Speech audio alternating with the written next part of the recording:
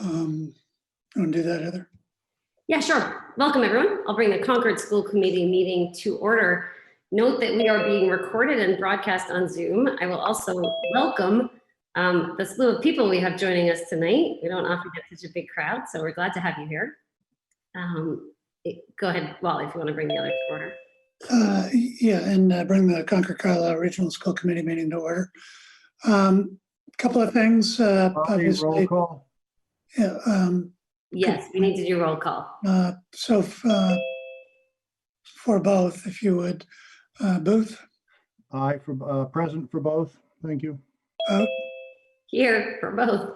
Anderson. Here for both. Rainey. Here for both. Wilson. Here for Carlisle. Mustafi. Here for Carlisle. Johnston here for both. So we have a fair number of people on the call today. Not unexpected given the importance of the things we're talking about. We do have public comment at the beginning of the meeting. I would ask that if you would like to make a comment, you please raise your hand, which you do, I believe, from the participants screen at the bottom of your screen. That's how we'll know you're asking to be recognized. And if you're not one of the invited members of the administration or school committee, could you please stop video on your screen? Wally, I've scrolled through. I don't see any hands raised at the present time. I don't either. And, you know, because we have again, high interest items, I think we will, as we go through items, we can offer the ability for people to make a comment. I will, usually it's 3 minutes. I will note that if it's a significant number of people, we may limit that to a minute. But just so you're not surprised if we go to that approach. There's currently 268 people on here. 260. Let's do, what's that? Well, since we have so many people, before we jump right into comments, let's just do a high level of what we're covering tonight. I think most people know since they're here, but the 3 main items on the agenda are discussing the fall reopening plans, of course. Then looking at the budget update, because we're doing a new revised budget for next year, and then proposed calendar changes.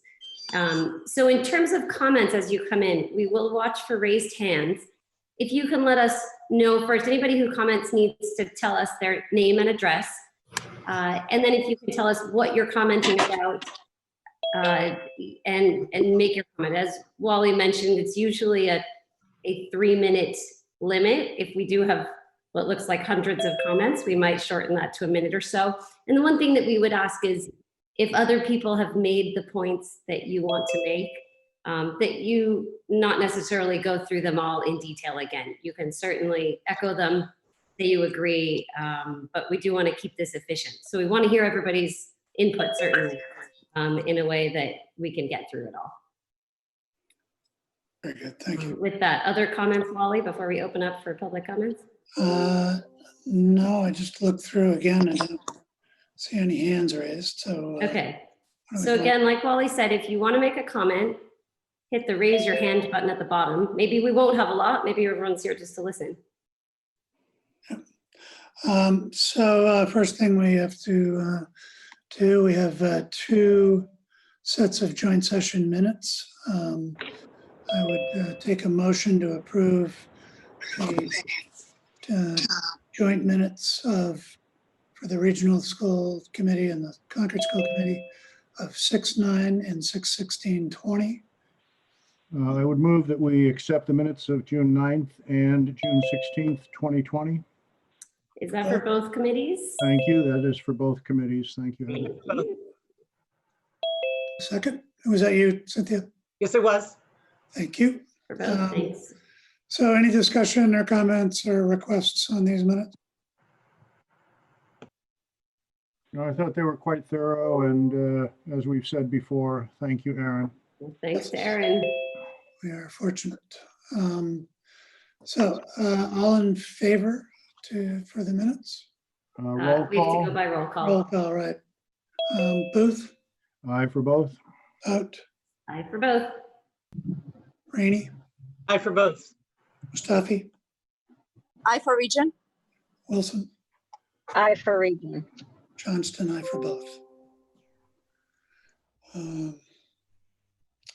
Correspondence, you want to take that? Yeah, I'll take that. So we have a bunch of correspondence this week as of 5 minutes before the meeting, at least.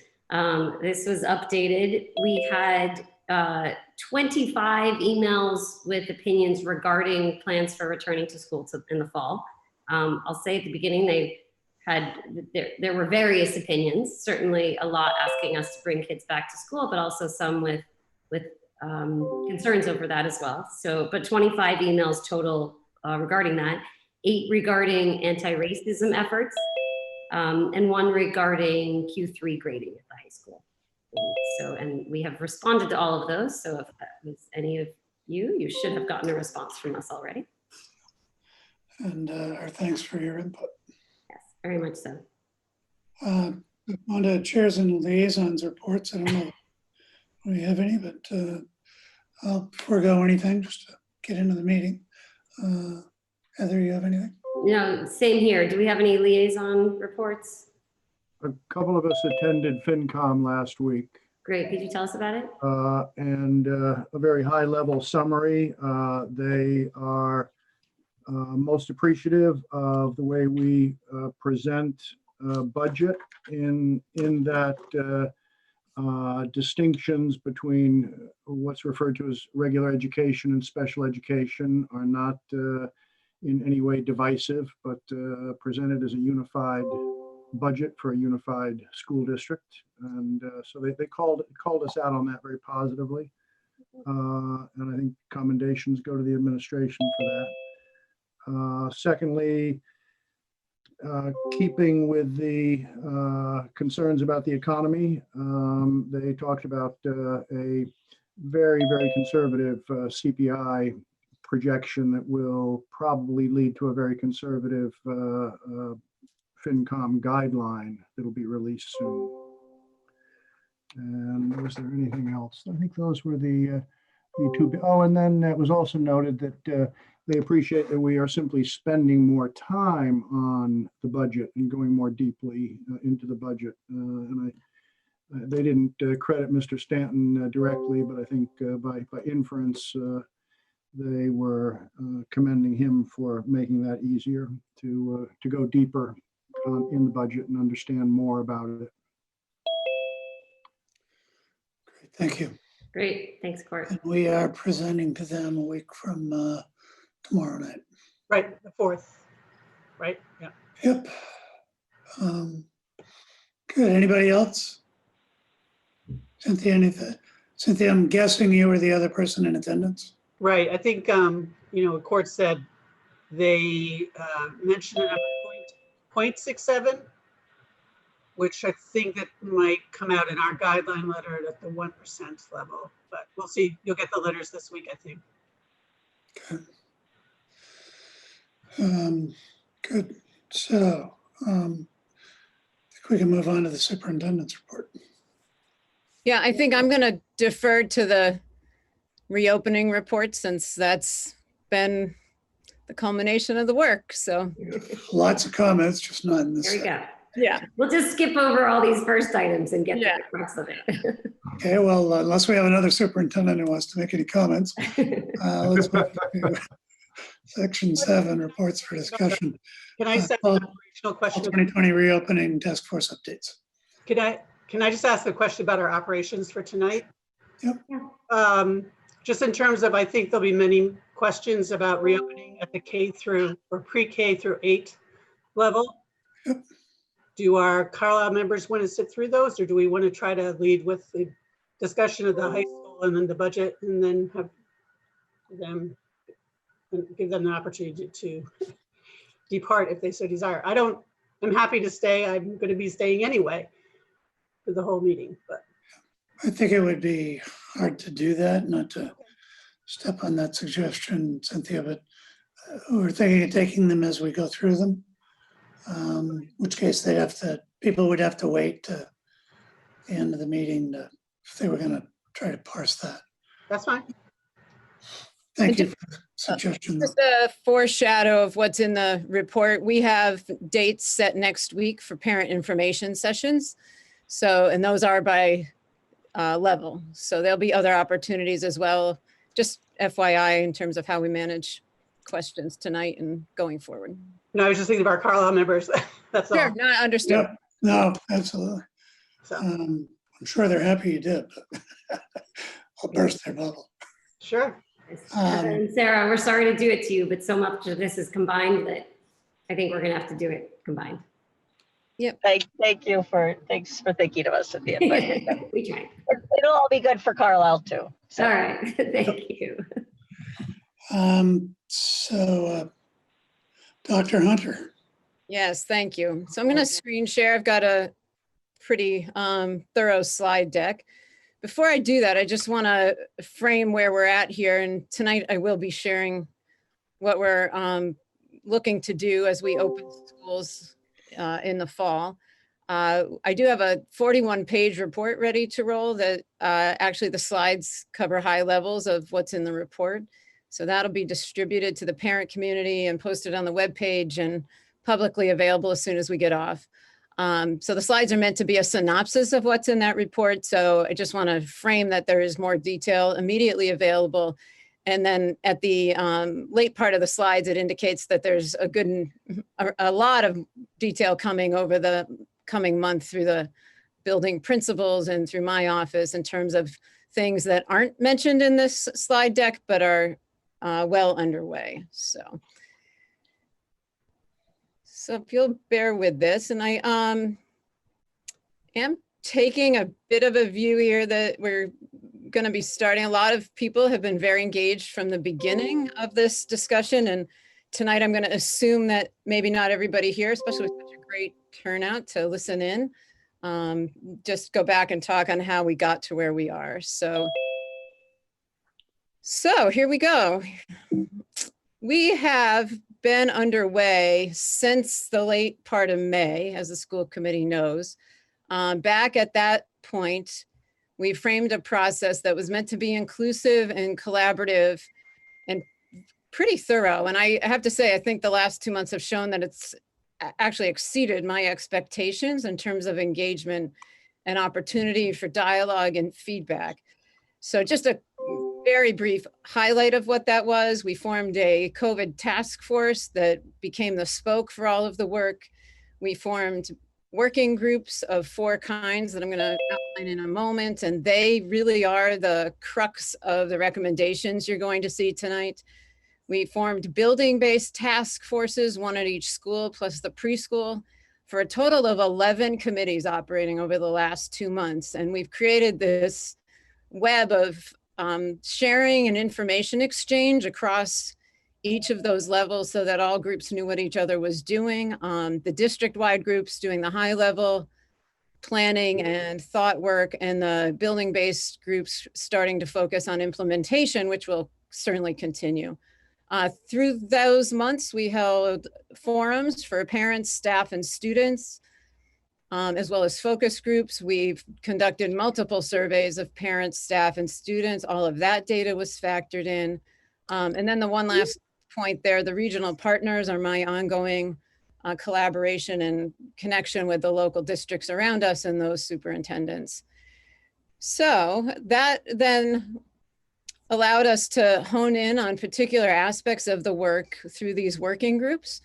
Health and safety focused on the true health and safety pieces of protocols for hygiene and PPE and hand washing, safety and distancing, visitors, out of school activities, everything pertaining to our new practices because of the virus itself. The whole child group meant to really balance all of the other topics so that we were constantly assessing and evaluating the needs of the kids. We're coming in crisis. We've been out of school since March. And we named mental health crisis before all this started. So we've been talking aggregate and individual levels of need. The blended innovation learning group took on all aspects of teaching and learning, curriculum, pedagogy, professional development. We've begun the work in special education, ELL, supporting our Boston students, and we named very specifically the need for parent support, given the models that we anticipated. And then the operation groups have focused in on the big picture pieces that have significant impact, or the plan has significant impact on them. It works both ways: food service, transportation, cleaning protocols, and maintenance of our facilities, as well as use of the facilities themselves. The building-based task forces have been meeting in between the other groups and have started to reflect on the learning environments at each level. The elementary schools have separate task forces, but are communicating among themselves. So we have a common set of approaches while allowing for individual building-based decisions. And the communication has flown out, actually flowed quite nicely between the different groups. The building-based groups will meet throughout the summer. I expect the district level task force, the overarching group, will meet probably twice to hear the follow-ups to what I'm going to present tonight and hear what other topics have come up. Lori, can I interrupt you for 1 second? Of course. Well, maybe I got him in here. Let's see. Jared got kicked out. We are at the 300 maximum.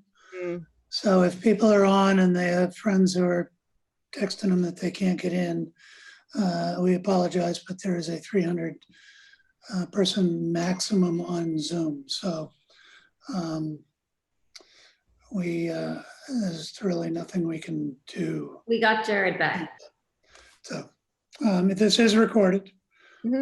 Are we live on Parents MMN? will be No. available after the meeting, so we certainly can be in the loops. Sorry to interrupt, but I wanted to get that out there. Jared is in now. So. On MMN? Pardon me? Are we live on MMN? Yeah, I believe we are. So people who are shut out, if they can go to the town website, they can pick it up through that portal. Sorry, thank you. Thank you. We are certainly under the guidance of the Department of Elementary and Secondary Education. They have continued to release documents throughout the summer. The one that was released at the end of June made it very clear to the districts that we would have the ability to plan at the local level, but we had to do so within their structures. They asked that we review and investigate 3 models. One being an in-person return for all students with new safety requirements. The second being a hybrid learning model where we have students both at home and in person. And the third being remote learning for everyone. And we will outline where we've landed and the recommendations I'm bringing for each of those. I just want to qualify that we also had to review the guidelines that were accompanying these in terms of the DESE's direction in terms of safety distancing and other decisions like that. So some of our outcomes are based on those reviews, and all of that's highlighted and included here. And then obviously the fourth goal that we all will hope for is the return without restrictions, which right now is far enough out in the future that we're not considering that as one of the viable options. So we did a lot of work here. Initially, the DESE guidance asked us to consider a range of a minimum of 3 feet distance between students, between everyone actually, but specifically between students, with all the way up till a 6-foot range. We did this work. We didn't just jump in and make a decision. Everyone was very familiar with the 6 feet and less familiar with the 3. We researched some of the sources of the 3 and understand that there's places that corroborate that, WHO and some of the European countries. But then we actually staged it out, and I'll show you some pictures in a minute of what we're recommending. The 3 feet just simply felt not far enough to be comfortable in the COVID environment. We continued to read the research. This was part of the health and safety discussion, the group I led, the working group. And so the district has chosen to go to the 6-foot distancing.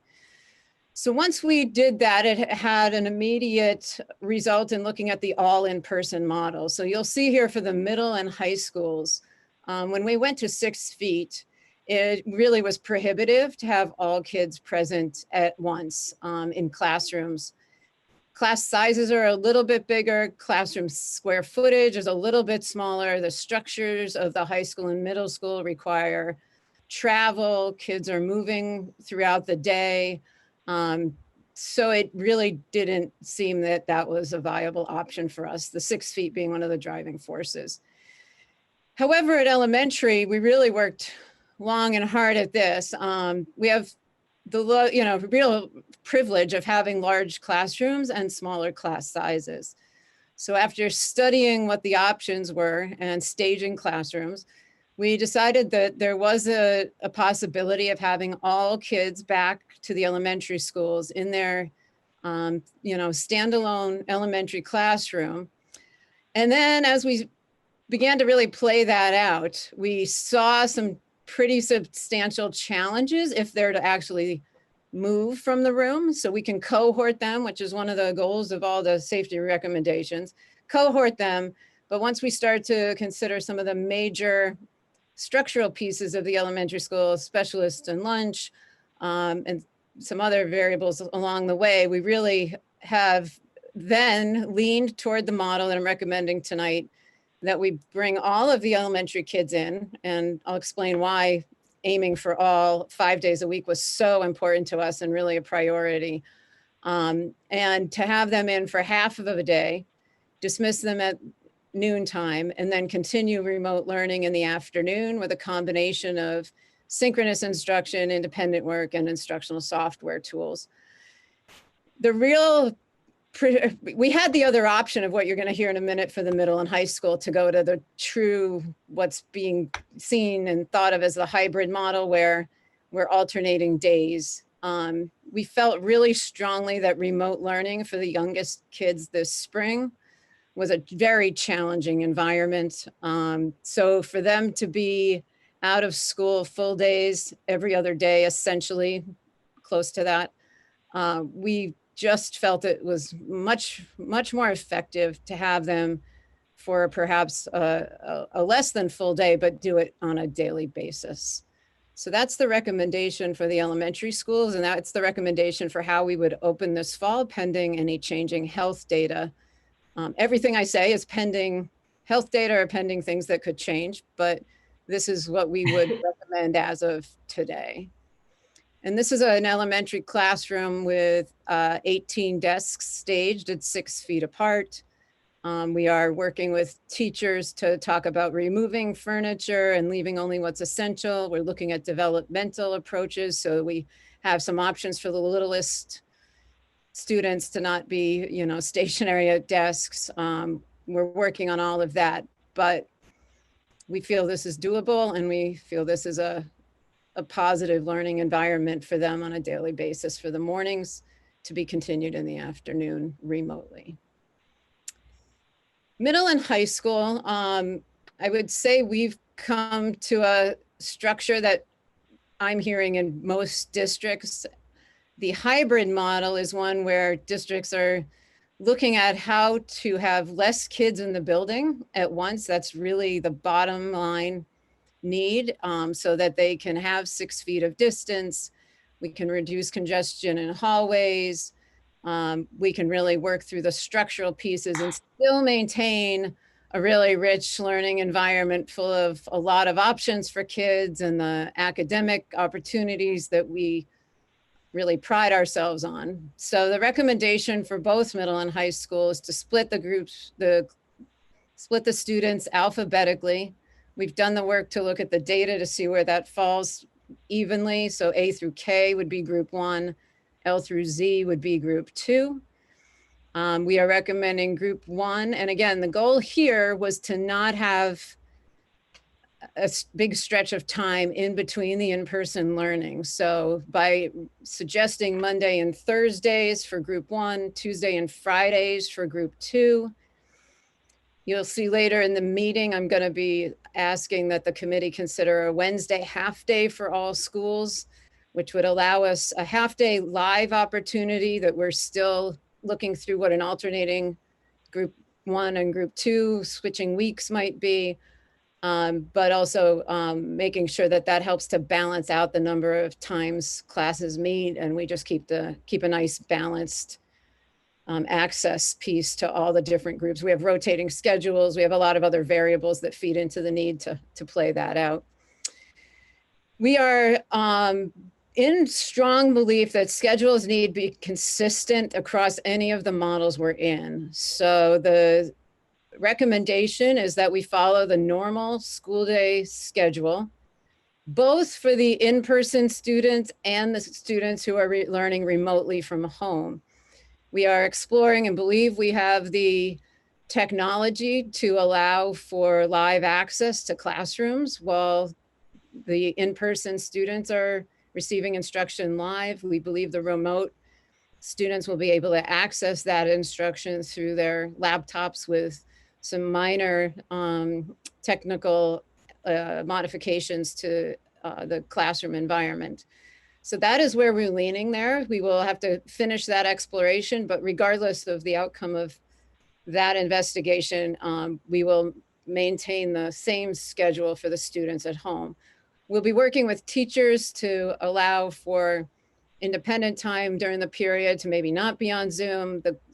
Even the live schedules, the in-person schedules have extended transition time because we need to spread the passing time out to reduce the congestion in the hallways. So there'll be opportunities for small breaks throughout the day, which we thought was very important as well.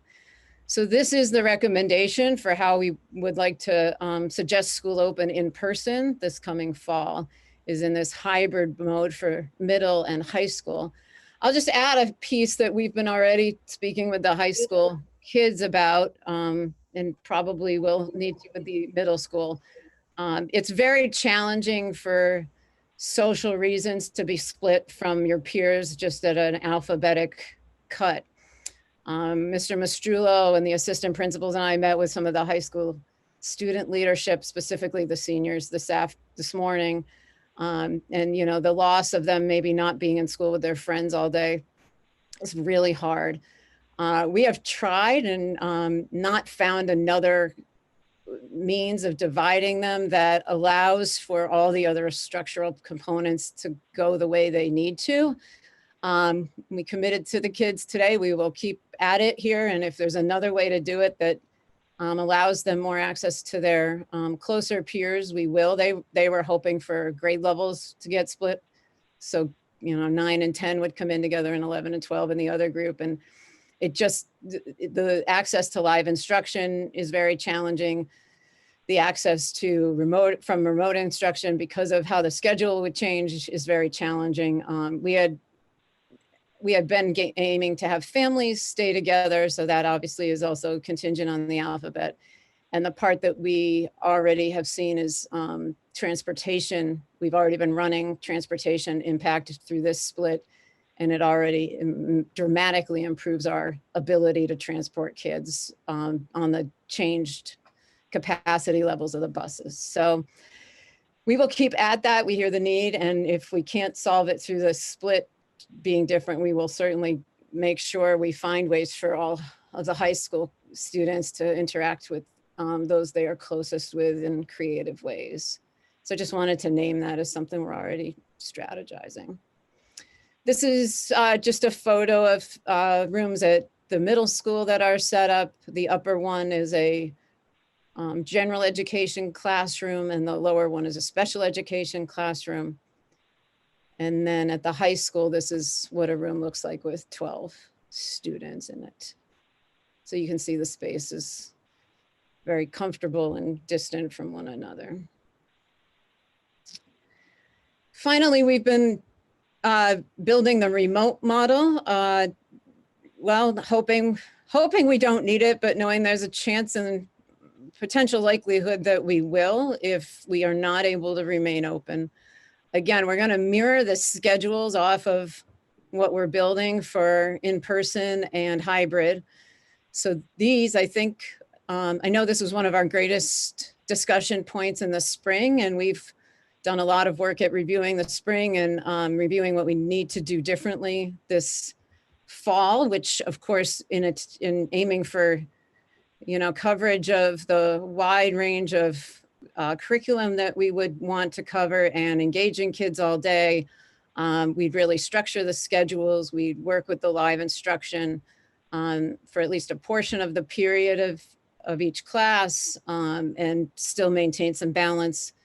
As someone who spends 8 and 10 hours a day on Zoom, we know that can be a draining piece. We mirror the elementary model with the 3-hour morning block of synchronous opportunities for kids learning. And then the afternoons would be the independent piece. So the consistency feels really good. We're still working out some of the details of the schedules and all of that, which will be coming over the coming weeks.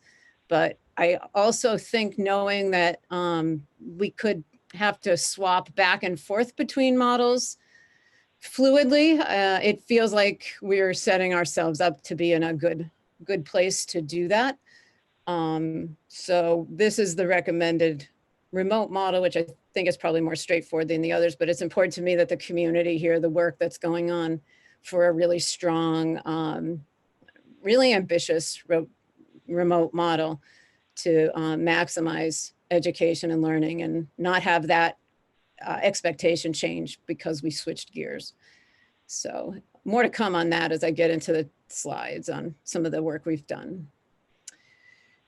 So for the fall, and just while we have so many people on and they may not be on for the calendar discussion, we are expecting, we have a tentative recommendation that is a starting point for our calendar discussion, but we are looking to bring staff back for a longer period of time and likely start closer to Labor Day or just after. So, and we know there's some moving pieces at the state level this week where there may be a different expectation for the numbers of days in schools for students. So just everyone should know that August 31st return date is very likely getting pushed out at least a week. So more to come on that in case you don't stay for the whole meeting. Everything is about the data with the virus, and I could probably do a whole presentation on the work we're doing with the Board of Health and the state level discussions and all of that. The virus data in Massachusetts is stable and low. The virus data in Concord and Carlisle is stable and low. Massachusetts, we were asked by the state to prepare for an in-person opening, which is what we've done. And should any data change, it's a decision. If it's a major spike in Massachusetts, it's a decision at the state level. If we revert to phase 2 again, if it's a local spike, then I work collectively with the Board of Health, with DESE and with DPH to talk through the options. And so we could talk more on that too if you want, but let me get through the rest. All families will have a remote option available for them if they do not want to come to the in-person opportunities. Next week, we will distribute a request for remote learning form, which we would ask be a true commitment to that decision. We are putting structure to this so that we can manage it so that it's a quarterly commitment at elementary and high school or a commitment for the trimester at middle school. There's been some question of if kids start in person and want to change. I think we can have some flexibility in one direction, but I don't know that we can have flexibility in both directions where kids are ebbing and flowing out. Maybe I'll learn that that's actually doable. But we're going to start with this being the request that if you look for a remote option that you commit to that for a certain time period. And we don't have that remote option outlined as of yet. Much of it depends on the number of kids who are involved. We parked that for the moment so we could build these other aggregate structures. And now we will work on how many students are going to be learning completely remotely. Once we have that data next week, we had soft data 2 weeks ago, which we're grateful so many people participated in, that indicated about 300 kids of the 2,500 that responded. It's very evenly distributed in the soft data, potentially for 10% at each grade. So we'd have structures to build and information to share. And so that is going to be an option for people next week. Health and safety, I think it's important to share the minimal planning that the plans aren't minimal, but this is the minimum of what we're going to be doing. There's a lot more to add to this list. As a district, we've committed to face covering for all students and staff. That includes the kindergartners and first graders, which the state had mandated grade 2 and up. We've opted to mandate it for all kids at all times and all staff. Physical distancing, I said the 6-foot minimum. We're reworking hallway travel, arrival and dismissal planning, and the work of common spaces and how those will be used and supervised. We're building regular hand washing and sanitizing procedures and access. We're cohorting as much as possible and assigning seating pretty extensively in all settings. We'll be issuing student and parent contracts in August to outline the commitment to adhere to these guidelines. That's a commitment we're going to take very, very seriously. So we want to be sure we share that and that the expectations are very clear up front, that we are asking kids to abide by these processes. We will be asking staff to do a self-screener electronically. We will be asking families to review the symptom list of the COVID symptoms on a daily basis to make sure that any sign of any of those symptoms, students are staying home. We are building illness protocols through the DESE guidance and the Board of Health. Students who come to school sick will be sent home immediately. We're setting up processes through the nurse's office that will be nothing, just an automatic process that we put in place. And then there's lengths of time that they need to be out and processes to follow, which again could be a whole presentation in and of itself. In addition to that, we are building the protocols should we get a positive COVID case, either among the student or staff population, and ensuring that we are all sure of who's doing what and what the next steps would be. We are reviewing all of our ventilation systems. So we're having an engineer in to review the HVAC, and then we'll make any modifications that we need to upgrade and make sure that system's of top quality. And we're planning on doing regular air monitoring throughout the schools. Transportation, DESE issued their guidance on July 22nd, which is obviously just a few days ago. The recommendation there is 1 student per seat. That actually is a 3-foot guideline with the intent that we've been talking about even today, that the seat backs are quite high. And so right now we feel that that's a comfortable direction to go because the seat back acts as a barrier between students. All of that said, clearly we're having a different capacity level on the buses. 52% of parents 2 weeks ago indicated they could help. Really, the good news is at middle and high school, we seem to be well on our way to making it work just by splitting the kids in hybrid. Elementary is going to be where we're needing more support so that we may be able to reallocate buses and redistribute for kids who don't have a parent able to help with that. So next week, we will be sending a parent waiver home. If people are comfortable, we would ask them to forfeit their seat on the bus. This is very atypical because normally we'd want a seat for every student regardless. But next week, we'd be asking people to forfeit their seat until the December break and allow us to then schedule students who still require transportation. We'd be looking to redistribute routes. That would include the buses we need to allocate to Boston and make sure those students, especially in those long rides, have safe rides available to them. All students must wear masks on the bus. Students will have assigned seats. We will have windows open essentially at all times.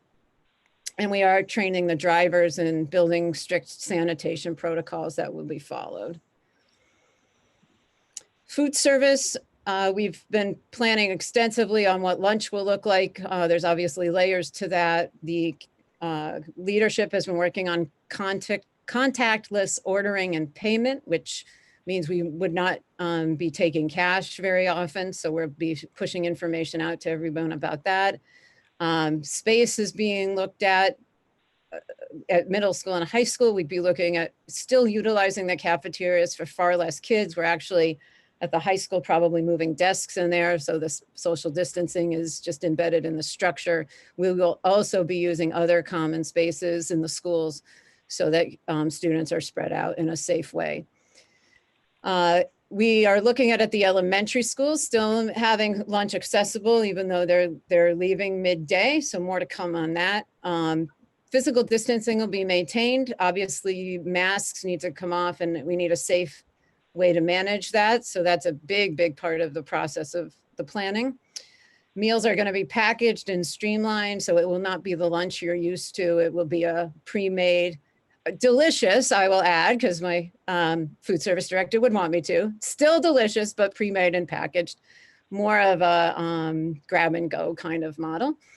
Very strict cleaning protocols, and we are reviewing staffing. Just all of this plus some expected lower participation means we need to take a look at how that plays out.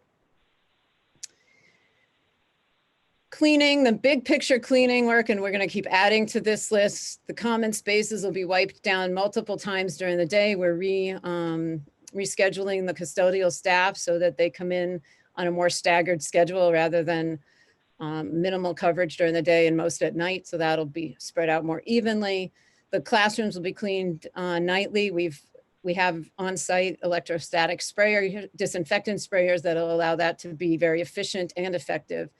Wipes will be available throughout all of the classrooms because of the transitions that happen all day at the middle and high school. We'll be training the kids how to clean their desks coming and going so that that's a very clean environment as different kids are moving.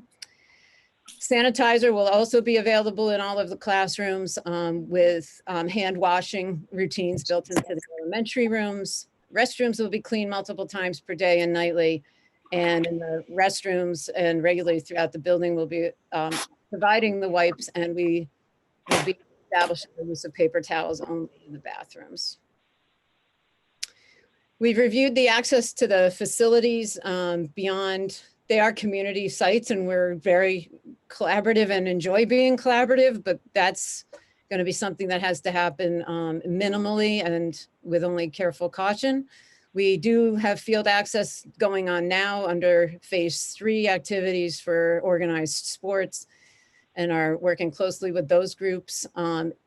That said, that will be the extent of our availability to the community during the pandemic. So indoor space will no longer be available to any outside group usages. We're just minimizing only school-based staff and students accessing the school. That will include visitors during the day, and that will include parents.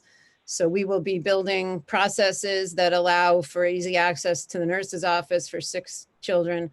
We will also be building a process for drop off of the lunch or whatever gets left and it needs to get into the school, but parents will not be accessing directly. There's obviously impact to that in terms of availability to basic things like IEP meetings and things that we know we need to do. So those will be held virtually, and obviously significant impact to what we are so accustomed to and, you know, well supported by all the engagement of parents in classrooms and in large activities. All of that will be on hold until things are safer. Teaching and learning, and this is where I reference back to the depth of planning that's gone on into the models that we're building. We really have strategized this as the late spring happened and through the summer, and are naming it as an inquiry-based blended learning approach. And the real impotence behind that is it's really trying to maximize the technology tools as well as the in-person learning and the synchronous learning so that we've got a rich set of learning opportunities for kids that address content and standards as close as possible to what we're used to. So we're adopting learning platforms consistently across all of K-12. I think that will be good news to parents. The students in the younger grades will all have accounts on Seesaw, which may primarily be a housing place for website addresses and things, but I think it will eliminate much of the challenges we had with bombarding people with dozens of emails on a regular basis. Google Classroom will be in place, the upper elementary through the high school, and really become that anchor to learning. And that's the case whether we're in person or hybrid or remote. It becomes a really powerful organizational learning management system for kids. We've also allocated and funded adaptive learning tools, some of which you're familiar with in terms of Lexia and some of our other work with I'm blanking completely on the other ones for the minute. Lexia and some of the other tools that are really robust STAR assessments and some other tools that allow for data to drive the technology to get harder as kids are mastering skills and challenge them to the next level of skill, or to repeat and practice and gain mastery over skills where they need additional time. Inquiry-based tools, we're very well vested now in Overdrive, which is the library management system and access to online books, so that can be a research-based activity, discovery education. Similar in theme is just the ability to research and then use that material to create rather than just produce information. Assessment will be using some of the tools I already mentioned as tools for formative data that will inform us on the reentry point for kids. We also will look to expand beyond the traditional. That doesn't mean the traditional can't still happen. You will see typical assessments coming back, but you will also see projects and problem-based work and more application, I think, as well. Learning luggage is what we're calling the set of individual student materials that we're gathering, and those will be so that kids have access to what they need to work in math manipulatives, or a set of office supplies, or a set of art materials. So we've been building this across the curriculum levels. One of our points of frustration last spring was that kids were home, teachers were home, and things that they needed that would have been really easy to up the instruction into a more interactive process, whereas still back in the school classroom. So we're trying to build that set, one, so there's minimal sharing of materials for kids in school, but also so that should we go remote or it's the hybrid day, kids have more to work with when they're not in the building. Grades are coming back the way you know them across K-12, so you can expect that. Attendance is now part of the structure and format in the way you are used to, so you can also expect that to be in place in very familiar fashions. We're going to be maintaining cultural activities and traditions. We actually did some quite successfully last spring, despite what was going on, and are really motivated.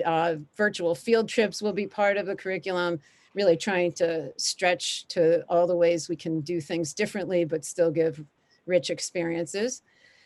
Cultural competency, equity, anti-racism, all of that is very high still on our priority list. We've been working all summer to continue the efforts that are a couple of years old, but I feel really took to a new level this spring as we really approach this from a preventative technique instead of just let's try to make improvement. It really came with, I think, a similar impetus that's gone on nationally for change. So we could talk more on that at another night. Special education, we have guidance from DESE on what special education should include, which truly is a return to models that direct service students aimed at their IEP goals and making effective progress. We purposely needed to build the large scale structure, which I'm sharing with you tonight. And now we are even today starting to meet and talk about what the building-based and setting-based pieces are going to look like. So there's a lot more to come in terms of special education. As I said at the outline here, when we looked at the 4 working groups, we were very, very committed to the whole child approach. And so this is an ongoing piece we are looping back to, both as an umbrella and as structural pieces to build in. So our focus, especially on reentry, is relationships and connections, and really, really connecting with kids and connecting them to each other, regardless of where they physically are. And we're working on professional development and approaches to that. Our focus will be on routine, supports, safety, joy. I really do believe we can make this a joyful learning environment for kids, despite all of the new things that need to go into place that are going to feel different and foreign at first. We have reviewed and are reviewing our social emotional curricula, which includes Open Circle at the elementary school, Home Base at the middle school, and Advisory at the high school. All of those programs will open with lessons specifically focused on reentry, reconnection, all of the work we know is so important. We also want to be sure we're identifying individual students needing more support. So we'll be not only meeting with them and checking in with parents and things that I think feel very much typical to us, but social emotional screenings will be in place. We had started some work with an online assessment tool that allows kids to self-reflect and give feedback to a number of questions, and then the results help us to know what level of real emotional well-being they're at and where they might need intervention. Extracurriculars and athletics, we are fully committed to providing opportunities in after school and clubs and sports. The question is, what is that going to look like? So we are going to do that regardless Yep. of what it looks like, by being willing to get creative here as need be. So in terms of sports themselves, MIAA met last week and will be meeting again, I believe, next week to talk on the return. Right now, they've pushed the start of the season to September 14th. That may get extended. We're just going to stay tuned. They are aligning their decision-making with the phase 3 protocols that are out and what's allowed in phase 3 for contact sports and what isn't. We are committed that all the sports should run, even if they aren't actively competing and fully playing, but perhaps having modified sports practices. Worst case scenario, doing some of the virtual things they've done very effectively up until now. So we would like to say that everything will run. It will just be a question of the format and structure. And that's the message we're sending out to our advisors and coaching staffs. That would include modified music opportunities. And I pull that out specifically among the very big myriad of things we offer, because guidance that came out on Friday confirmed what we suspected, was that the only way for singing and musical instruments, especially the wind-based musical instruments, to happen is to be outdoors more than 10 feet apart. Those will not be allowed in the school for any foreseeable future. So the music teachers are already getting creative. They've reached out to us to meet with us as soon as tomorrow. So we know there's a lot of creative ideas happening there. And like I said, this will happen either in person safely or in a modified way, or remotely as needed, or a combination of all of those. And one of our really big goals is that this be a place that can help to unify the hybrid feeling at the middle and high schools, because kids in different cohorts should be able to participate together. Next week, we have information sessions set so that we can answer questions at a more specific level according to schools. So the high school has opportunities, and the principals will be pushing all of this out tomorrow, I expect. So high school parents and students are invited on Monday, elementary parents on Tuesday, and middle school parents and students on Wednesday. Upcoming meetings here with the school committee. We meet again on Thursday for just a touch base point on this and some other topics. We have another meeting next week. I am asking consideration of a vote to approve the reopening plan on Monday night. It is a formal vote we need to provide to the state. On Friday, I owe them a high level view of what has already been shared here. By the 10th, they need the full plan, which is the 41-page document that'll be shared with everyone later today.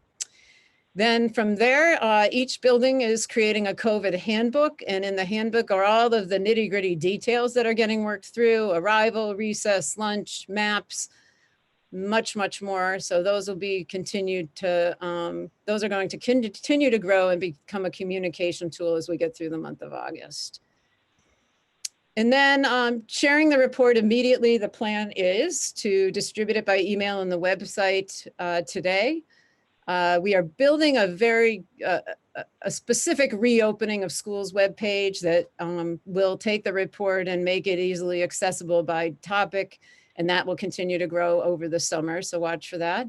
And then we know we need some high level versions of this, so you can get to what you really need to know and then go find the other things on an as needed basis, perhaps.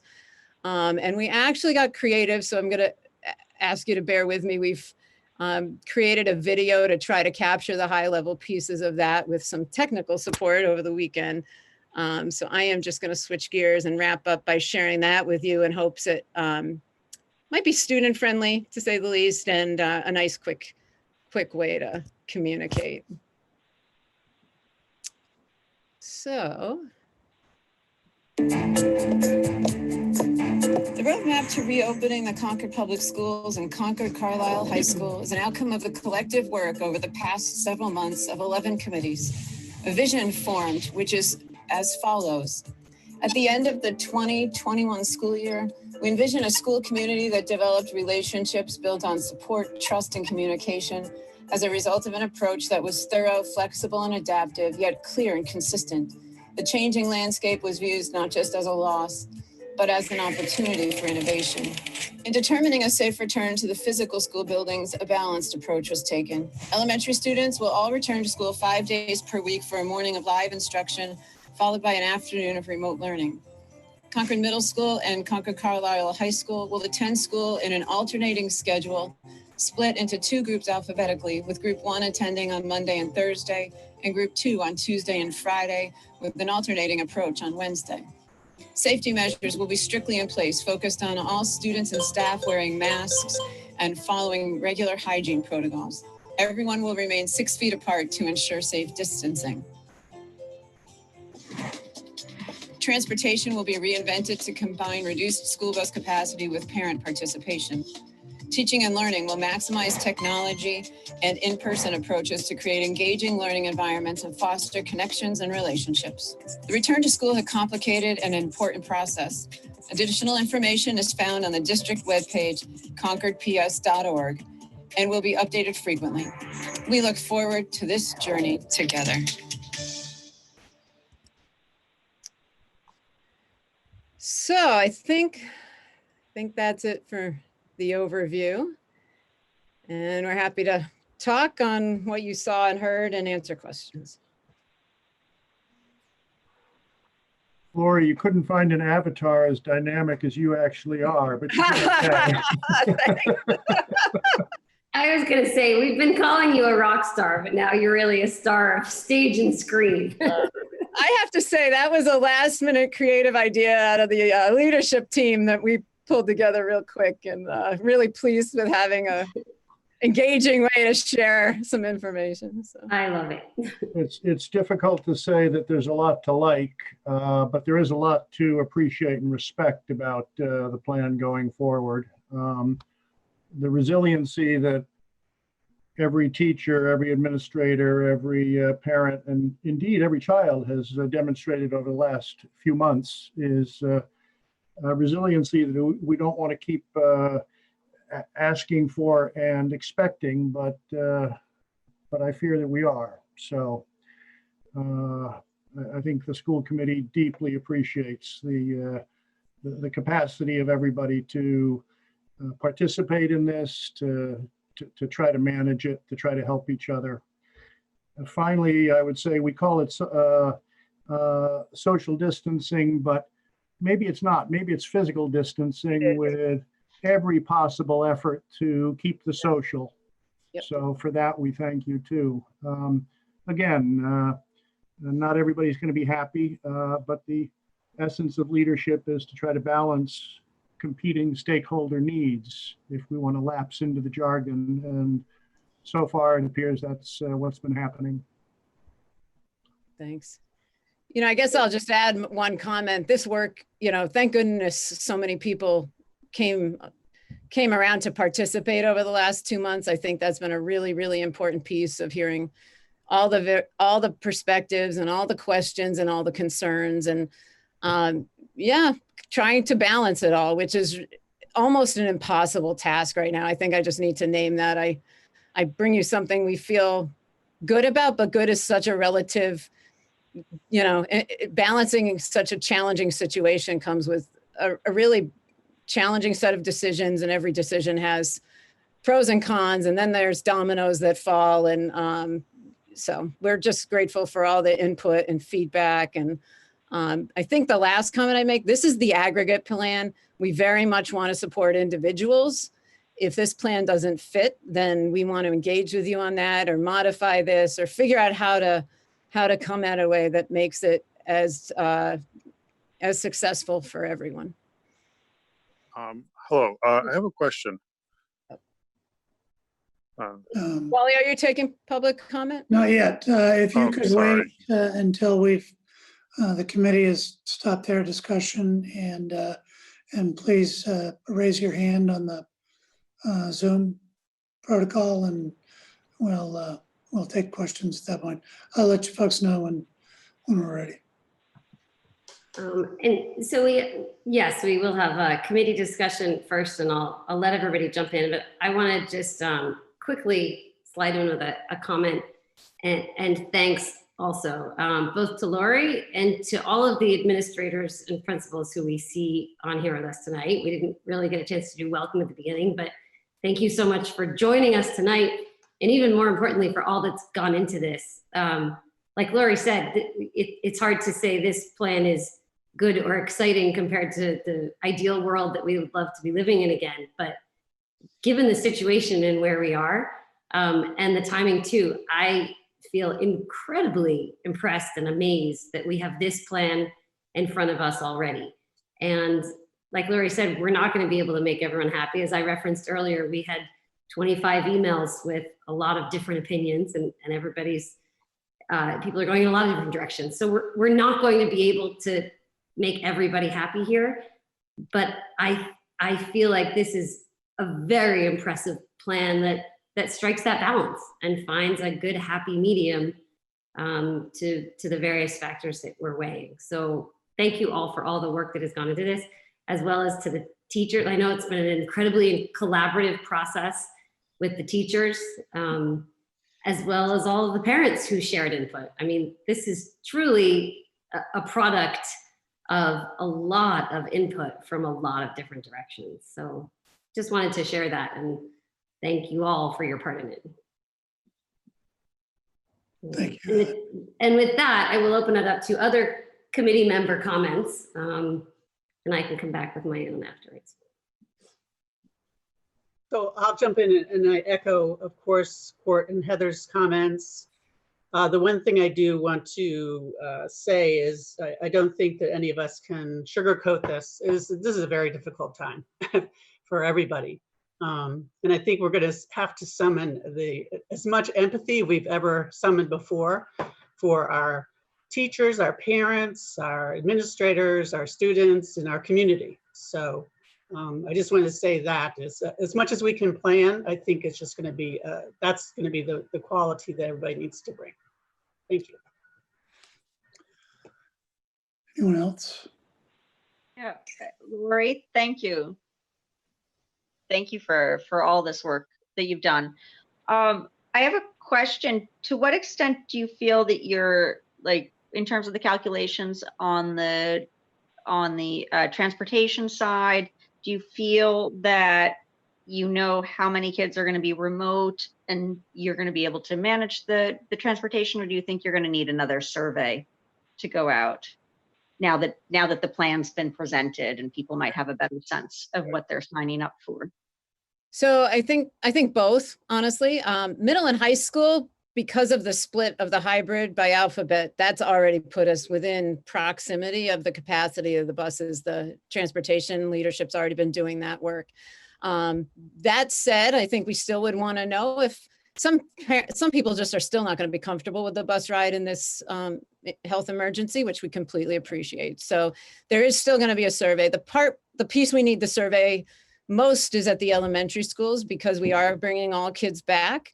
And so that's where we're going to need to really just ask for parent support. I think the first survey indicated there was a willingness and ability to do that. We're going to have to take that to another level of real commitment to saying, I will transport my child for at least a few months while we get up and going, and then we can revisit it at the January timeframe. So both, Sarah, we're going to have to, we feel comfortable that we've gotten this far, and based on the data we had and the capacities as we know them with the hybrid, but we have that next layer to do. So I don't think it'll be a survey as much as it'll be a commitment to not use That's great to the commitment letter. Yeah.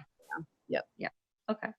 Okay. And another It feels question. better than it did a few weeks ago. I have to say that it feels a little more doable than it did initially. So Good to hear. Good. On the Good. transportation front, Lori, if you have families with kids in multiple buildings, will you be able to fill out separate survey responses regarding transportation depending on what building you're in? So where you need support in elementary, but not in the upper levels, you could have varying responses from families. Yeah, definitely. We would do it one per child is the way to go there, so we can break it out. Great.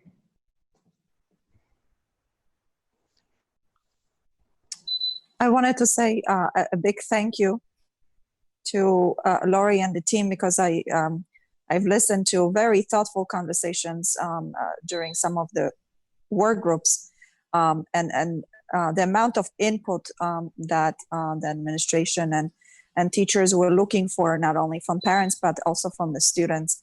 So that was a very collaborative process.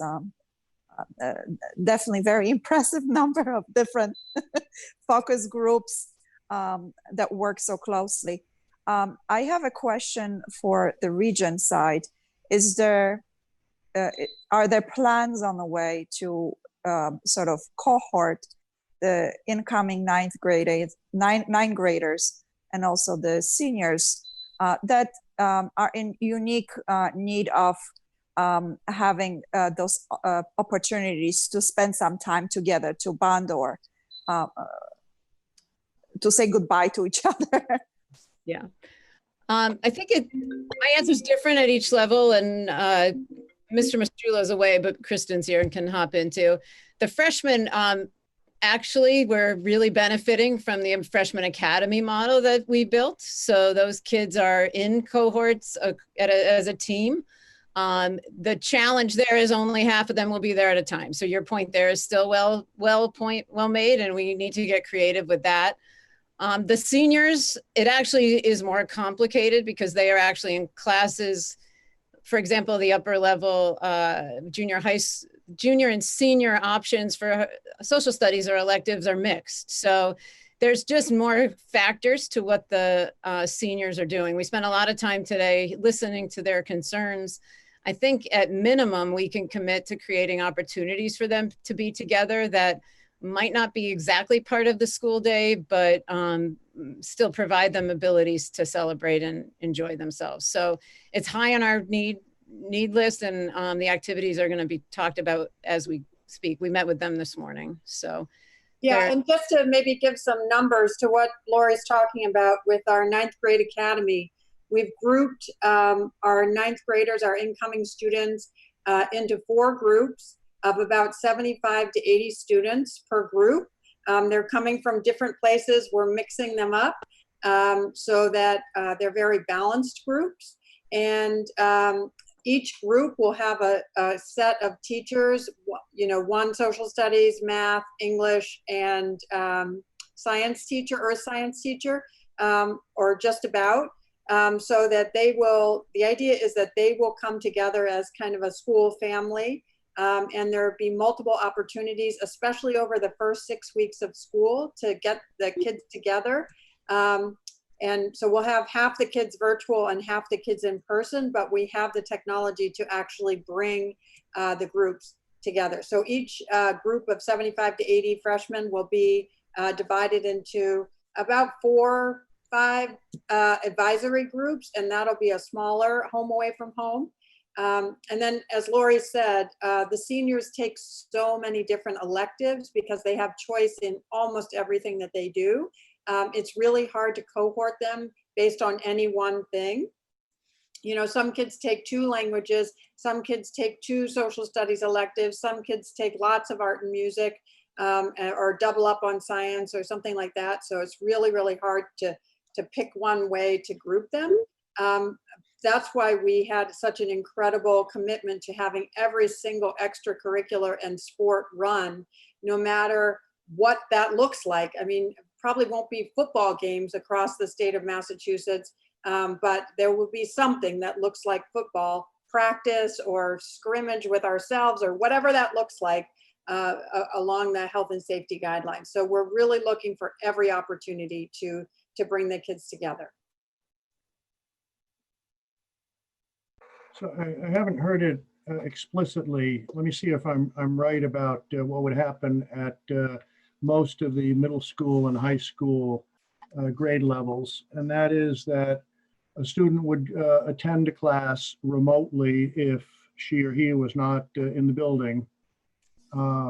And that remote student would complete a class, there'd be a break for passing, and then would link into a new web link or a new app link. Am I correct? So they're going to be in effect passing also, but doing so through different digital addresses through the day. Is that accurate? Yeah, so every student would receive a schedule as they do in years past. But instead of just having the room location in the blocks for, let's say their math class, they would also have their Zoom location. So they would always be clicking into the same location for Zoom on their schedule, which would be located inside Google Classroom. Okay, so I'd have one Zoom address for social studies and another one for math. Yeah, and so we're hoping that the 10 or so minutes between classes, that's giving us the extra passing time. Usually it's much shorter, 3 minutes or 5 minutes, depending on what building you're in. We're doing that when we're in person to stagger how many kids are in the hall. But when kids are on Zoom, we're doing it to give kids a break from being on Zoom for so many hours in a row. Got it. I don't know how detailed the chairs want to allow us to go today. I know we have other meetings. If they'll permit me, one other question, that is, what do we know about privacy issues and how we might be addressing those? We leapt into remote learning, but now with the benefit of more time, are there more guidelines or protections that we're going to put into place? Or are we waiting for state on that? No, we're not waiting for state on that. We actually did a lot as the spring went on. One was to upgrade to the paid school-based Zoom accounts. So that's considerably better than the free accounts. So we feel like that's one infrastructure piece. We also worked with our district council to build a statement. We used it extensively at special education, where it was being read at every session, and it outlined all those privacy components, much in terms of what got communicated with parents ahead of time, but also in terms of student expectations. We're going to be doing a lot of work with kids as we start up to really clarify the Zoom protocols and norms, so that we're all really clear that, you shouldn't be recording, you shouldn't be screenshotting, some of that sort of thing. So I feel like we're in pretty good shape there. We're going to just package it all up in one place. We made a lot of progress as the spring went on last year. Excellent, thank you. So just to piggyback on Court's question, currently the acceptable use policies are school committee policies. Correct. Would you feel that would be some kind of requirement, at least to give it a minor update as far as acceptable? You make a great point. We should review it and see how it reads against this environment. Okay. Great suggestion. Anybody else? I'm going to jump in again with 2 quick questions. Oh, sorry, Cynthia, did you have more? I was just going to ask, I have some more questions where I'm not expecting answers, but there's just questions that I would like Dr. Hunter to consider and the rest of the team. So I don't expect a lengthy answer. So that's what I'm going to do if I'm allowed the time to do that. Absolutely, that's what this is for. Should I go ahead? Yeah, go ahead, Cynthia. So just a K-5 early release. Obviously, I think it's a great plan, but it puts some families whose parents must work outside the home in a difficult position. And I just wanted to know what the progress has been on some kind of after-school care. And obviously, they need to be assisted with their learning in that situation. And then they would need to be fed. Am I correct? Yes. So actually, I'd like to answer that just because so many people are listening to help get information out. We've been meeting with Concord Recreation. They're looking to be able to offer an afternoon program for kids at each elementary school. So there'd be an ability for kids to stay. They would run a remote learning environment, feed them obviously in a remote learning environment, and allow some parent choice there if that's a service that they need. So we're trying to facilitate childcare as much as we possibly can, knowing that there was even a hybrid model where you're switching days off, that anything less than K-5 in school full-time creates daycare issues. So we're trying to find ways to help solve that. Laura, is there any discussion with them on something for middle school age that would be alternating days? We have not had that conversation. I've been more focused on trying to round out K-5 first, just knowing the need would be acute versus the older kids maybe having some other options, but we can move to that as we get that settled. Yep. And I did hear some concerns of, are we going to try to maintain the cohorts? In other words, Alcott kids would be separate from Willard kids, separate from Thoreau. So we had already been, before we decided on the model to return to school, we had already been talking with them much about transportation and the cohorting piece about creating programs at each elementary school. So the kids didn't need to move to Hunt or Harvey Wheeler or even Concord Children's Center, some of the other centers that we've transported to up till now. So we've been working on building-based programs. So to minimize mixing of kids from different schools and certainly minimize transportation. And then regarding, I so much appreciate parents who are willing to drive their kids to school, but it makes me think that we could have some major traffic problems, unique to each school. I think of Thoreau getting in and around that school and having parents idling and backed up. Are you sort of that, is that a building head coordinating with Concord Police? Are you trying to centralize that conversation or? We actually had this conversation about 5 hours ago, the elementary principals and I. So that was what we asked ourselves. Was this, I think we're going to set an elementary meeting. Willard's got a little more wiggle room over there, but Alcott and Thoreau, not as much. So we're going to set a meeting with the SROs and start to have that conversation. I think we're going to have to get creative here, I think is the bottom line. So, and we do expect we're going to have to stretch arrival and dismissal time differently. You know, before it used to be sort of a moment in time, and it's going to have to be a window now. So plans to come. Good, because just the idea of people idling for 30 minutes to get into each school, and it's just not gonna work. No. be frustrating. Okay, great. Is that your list, Cynthia? I'm just going to the high school. Oh, overall, what are we thinking about regarding outdoor spaces right now? Yeah, so good point. We should have mentioned that. We have anchored tents at each school. So we're gonna automatically build that in as options for the fall and spring. Each school is also looking at other options it already has to make sure we're maximizing any outdoor classrooms and just really get creative and make as many opportunities as possible. Great. Okay, that's it. Thanks. Thank you. Okay, I'll jump in with a couple then. Sorry, you're being grilled here, Lori. It's all good stuff to get out here. We're happy to talk as long as you like. We've got, you know, a lot of time in this plan. So we exactly.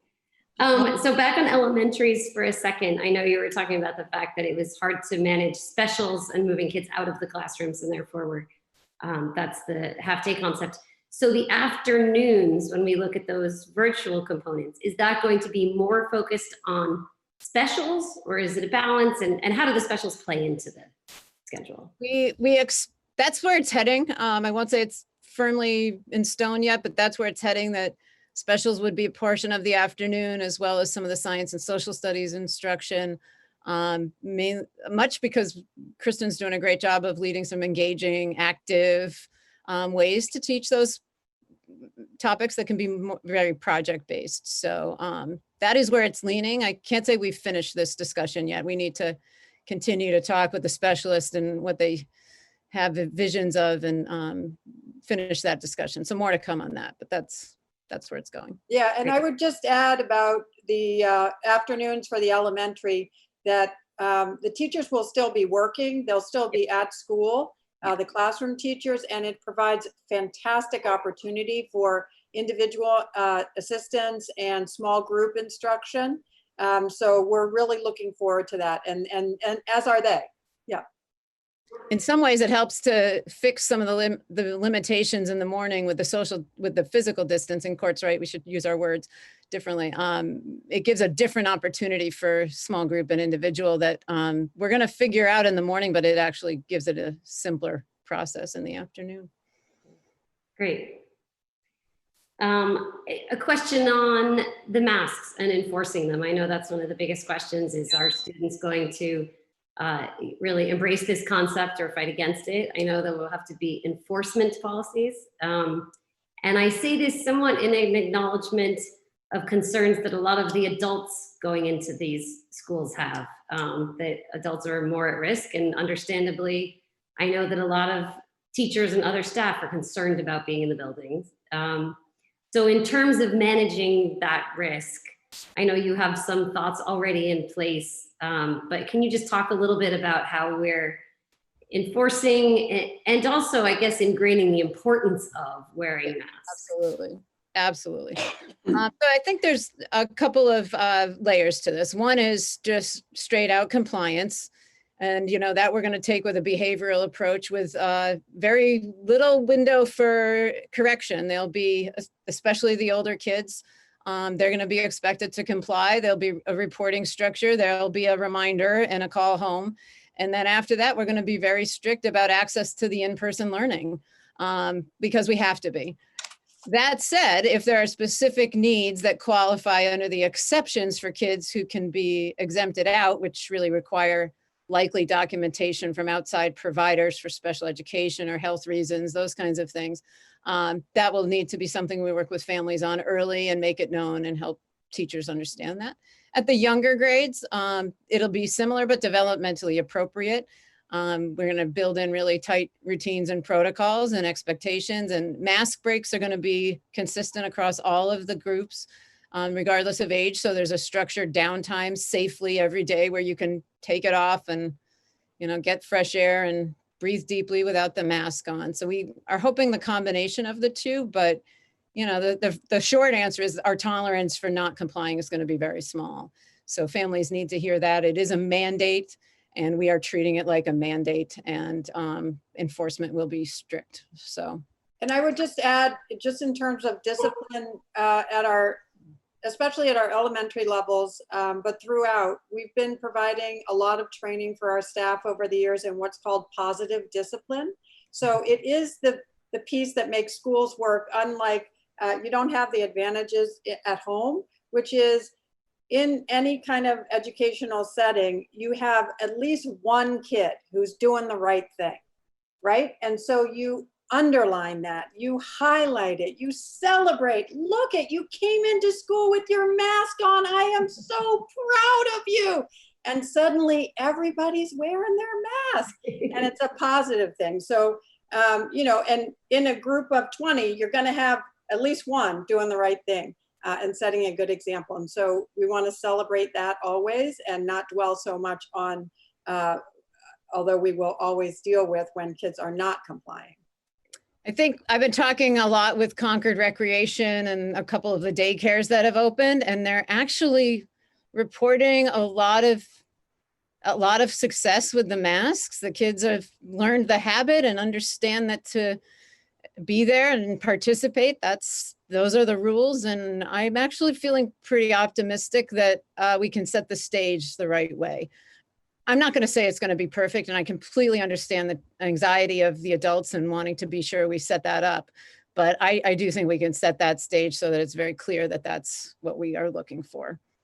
Great, thank you.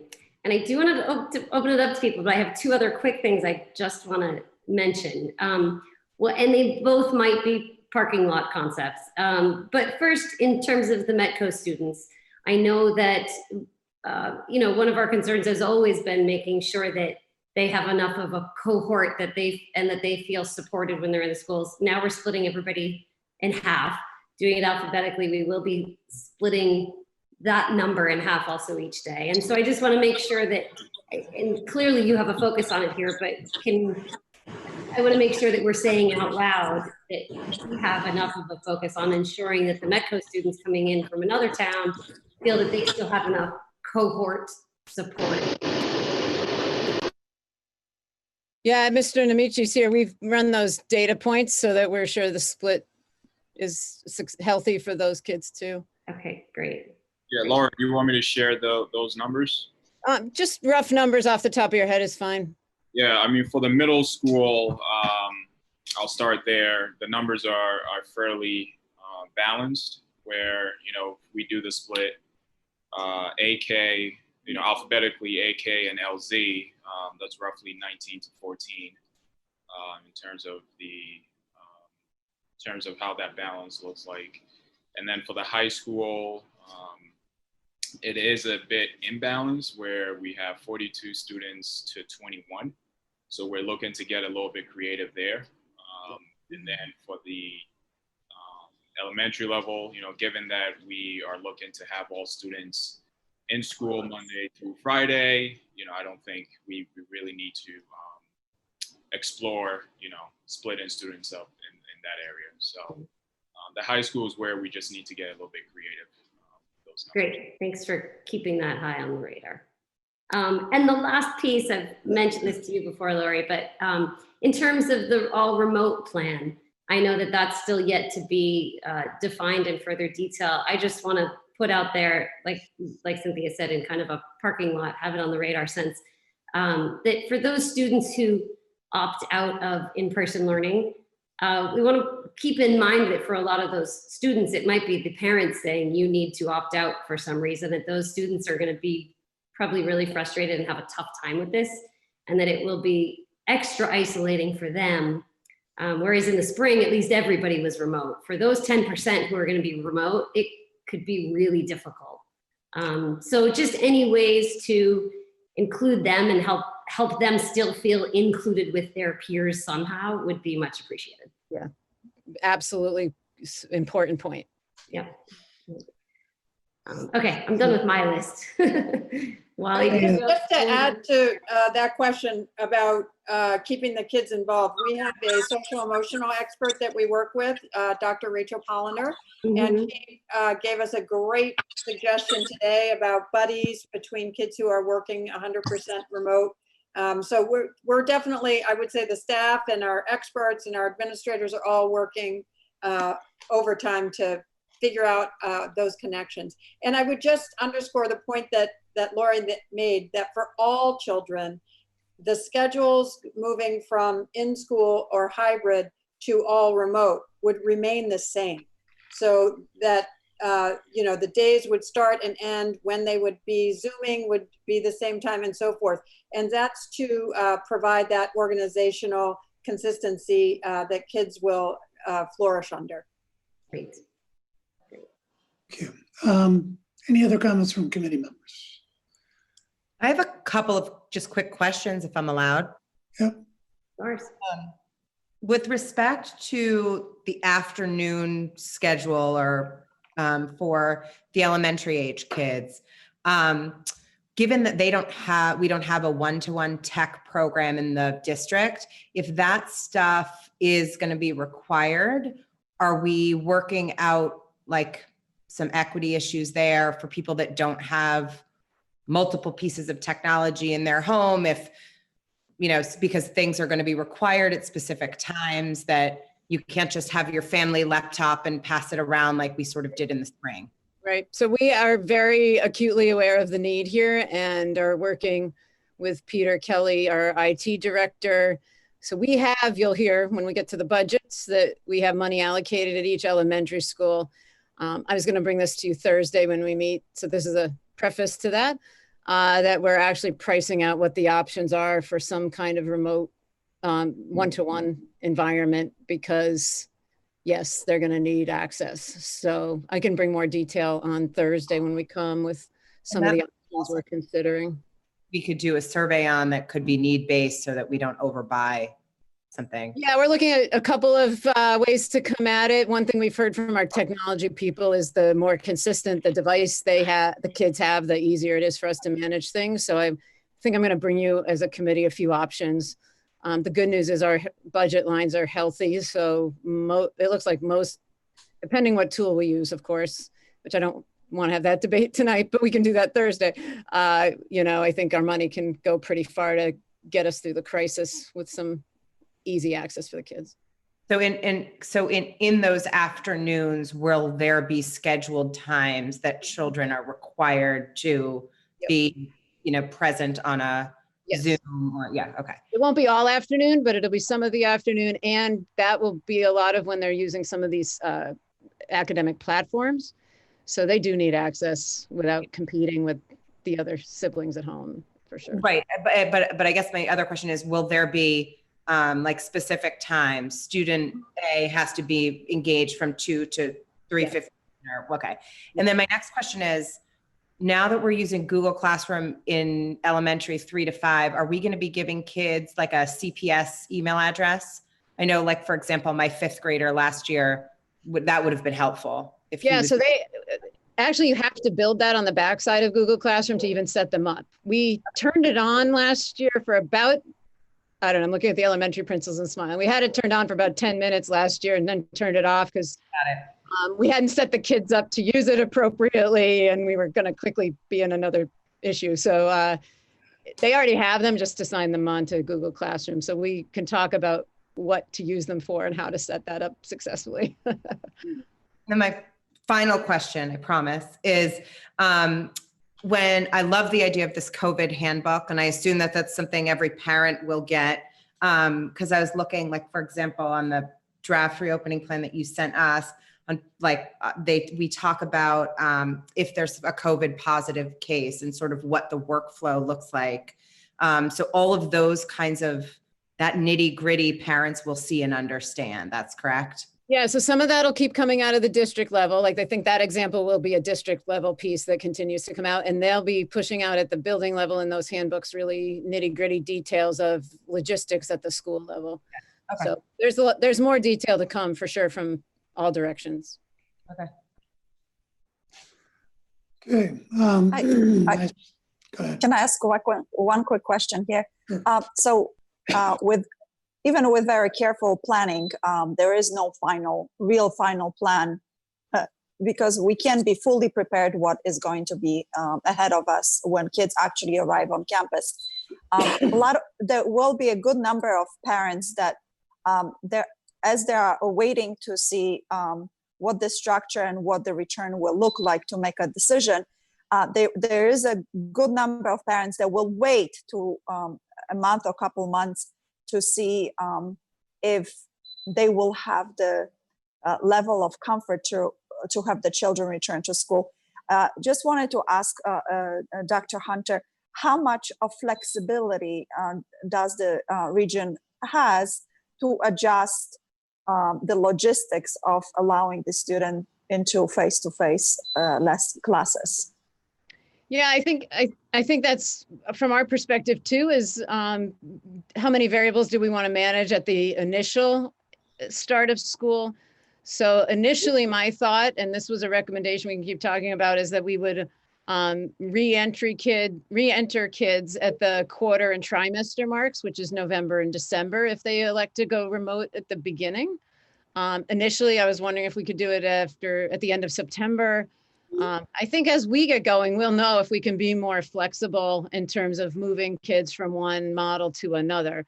I do think it's important that kids who come to school and the family's not important, we let them go back home if that's the better option for them. But I think the reentry, we just want to be sure we can manage all the moving pieces. So that's my thought right at this moment. We may be able to get very flexible. That's the goal of what we built, is that we could have a lot of flexibility here. We just won't totally know until we're up and running.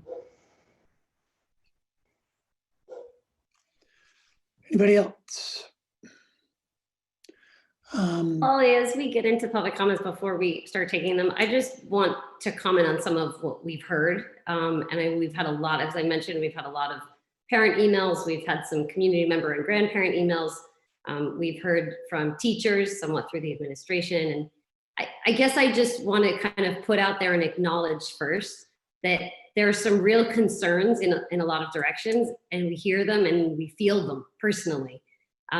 Both, concerns from, as I mentioned, adults who are going to be in the building and have safety concerns.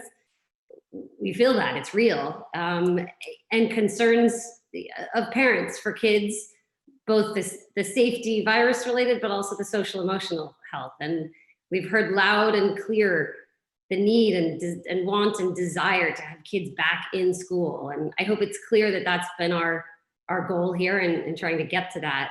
And like we said, it's not going to make everybody completely happy. I know some parents are going to be looking for 100% in school.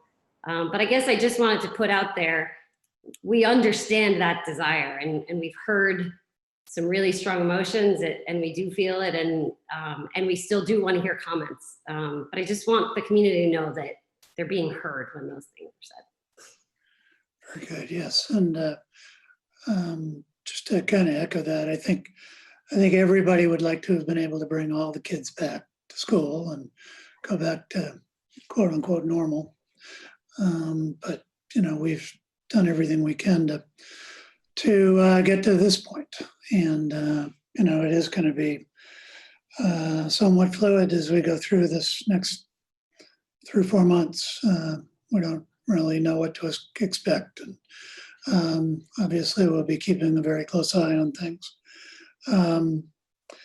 Most of the questions that I had have been asked. So one thing I did want to throw out there, there are, I think I saw 5 information sessions coming up. I think it would be good if one school, at least one school committee member were dialed into each one of those. So maybe we need to do a little, we can do what's it called? A doodle poll. A doodle poll, there we go. I've got Z on my mind. I'm going to call it a Zoom poll. A doodle poll is to, you know, just to make sure we can get a couple of people to each one of those. I was hoping you'd say that. Yep. Yeah. And you know, on behalf of the committee, I can't thank the people who worked on this so tirelessly and enough. It's this last 5 months, I think it has been an incredible amount of work and difficult, both physically and emotionally. And you are essential workers, and thank God you're working here. I know there are a number of teachers on the call, and we can't thank you enough for all the work you're putting in and will continue to put in prior to school starting. I'm sure you won't forget the summer of 2020. And I wanted to just, for those who don't know each of the principals on the call, I just wanted to point each one out, give them a shout out for all the work they've been doing. And Matt Lucy from Willard, and Justin Cameron from the middle school, Naomi Krakow from Alcott, and Angel Charles from Thoreau, and Andrew Nemichi, who's done a wonderful job. He's had quite an eventful spring for himself. We're glad you're here, and thanks for all the work you're doing. And Kristen, thank you for all the work you're doing, and we'll continue to do as we adapt and adjust and make this the best experience we can for kids. So thank you all. I think we can move on. We did Watch how have fast the some hands participant raised. numbers. Oh, we're going to do public comment. I don't see any hands raised. I do know that there are about 10 people who are on the phone and can't raise their hands. So if you do want to raise your hand and you're on the Zoom, please do so. I'm going to ask right now that if anybody's on the phone, and I will try to unmute you. Anybody on the phone that would like to make a comment, please do. Just speak up and we'll try to include you. I'm unmuting you, so don't make any crazy comments. Wally, there's a hand raised if you can see it in the participant list. Okay, let me just Here we go. just get through this. Sure. thing. So far I don't see anyone on the lines that are clamoring to say anything. Anybody? Okay, I'm going to mute those back up. And Joanne Jensen. Yes, hi, can you hear me? Yes. Yep. Okay. So thank you, Laurie, for the great presentation and all of the work on this so far. I have a question about the MEDCO students in elementary school. Since they're having half day in the class and half day at home, how will they work in time for transporting them back to their homes and having time to eat before the second session begins? We're still, I'll let Andrew hop in a minute. I'm just going to say, we're still working all this out and trying to decide the best options for the Boston students. So do you want to add to that, Andrew? Yeah, I would totally second what Dr. Hunter just said. That is definitely a discussion to be had. But, you know, given that we are doing the early release and having a transportation meeting this morning with Dr. Hunter, John Arita, and Jared Stanton, if our Alcott Boston students are being dismissed by noon, usually, and I'm hoping that their bus routes will be over by around, I'd say by 1:30 at the latest, just to give us a sense of when they would transition into remote learning. But again, that's definitely a discussion to be had. Don't see any other hands raised. If anybody's having trouble and is on Zoom, to find a way to raise your hand and want to say something. I think Andrew S. at the beginning who had a question and we put him off. So I think it was an Andrew. Andrew, if you're still listening, feel free to jump in. Well, there's another hand raised. Yep. There we Just go. wait to see if somebody responds to Heather. So Jason Shu, could you give us your name and your address and your question or comment? Jason? Okay. We'll come back. Terry Bono? Sorry about that. Can you all hear me? Oh, is this Jason? Yes. Good, thank you. And just your address, please.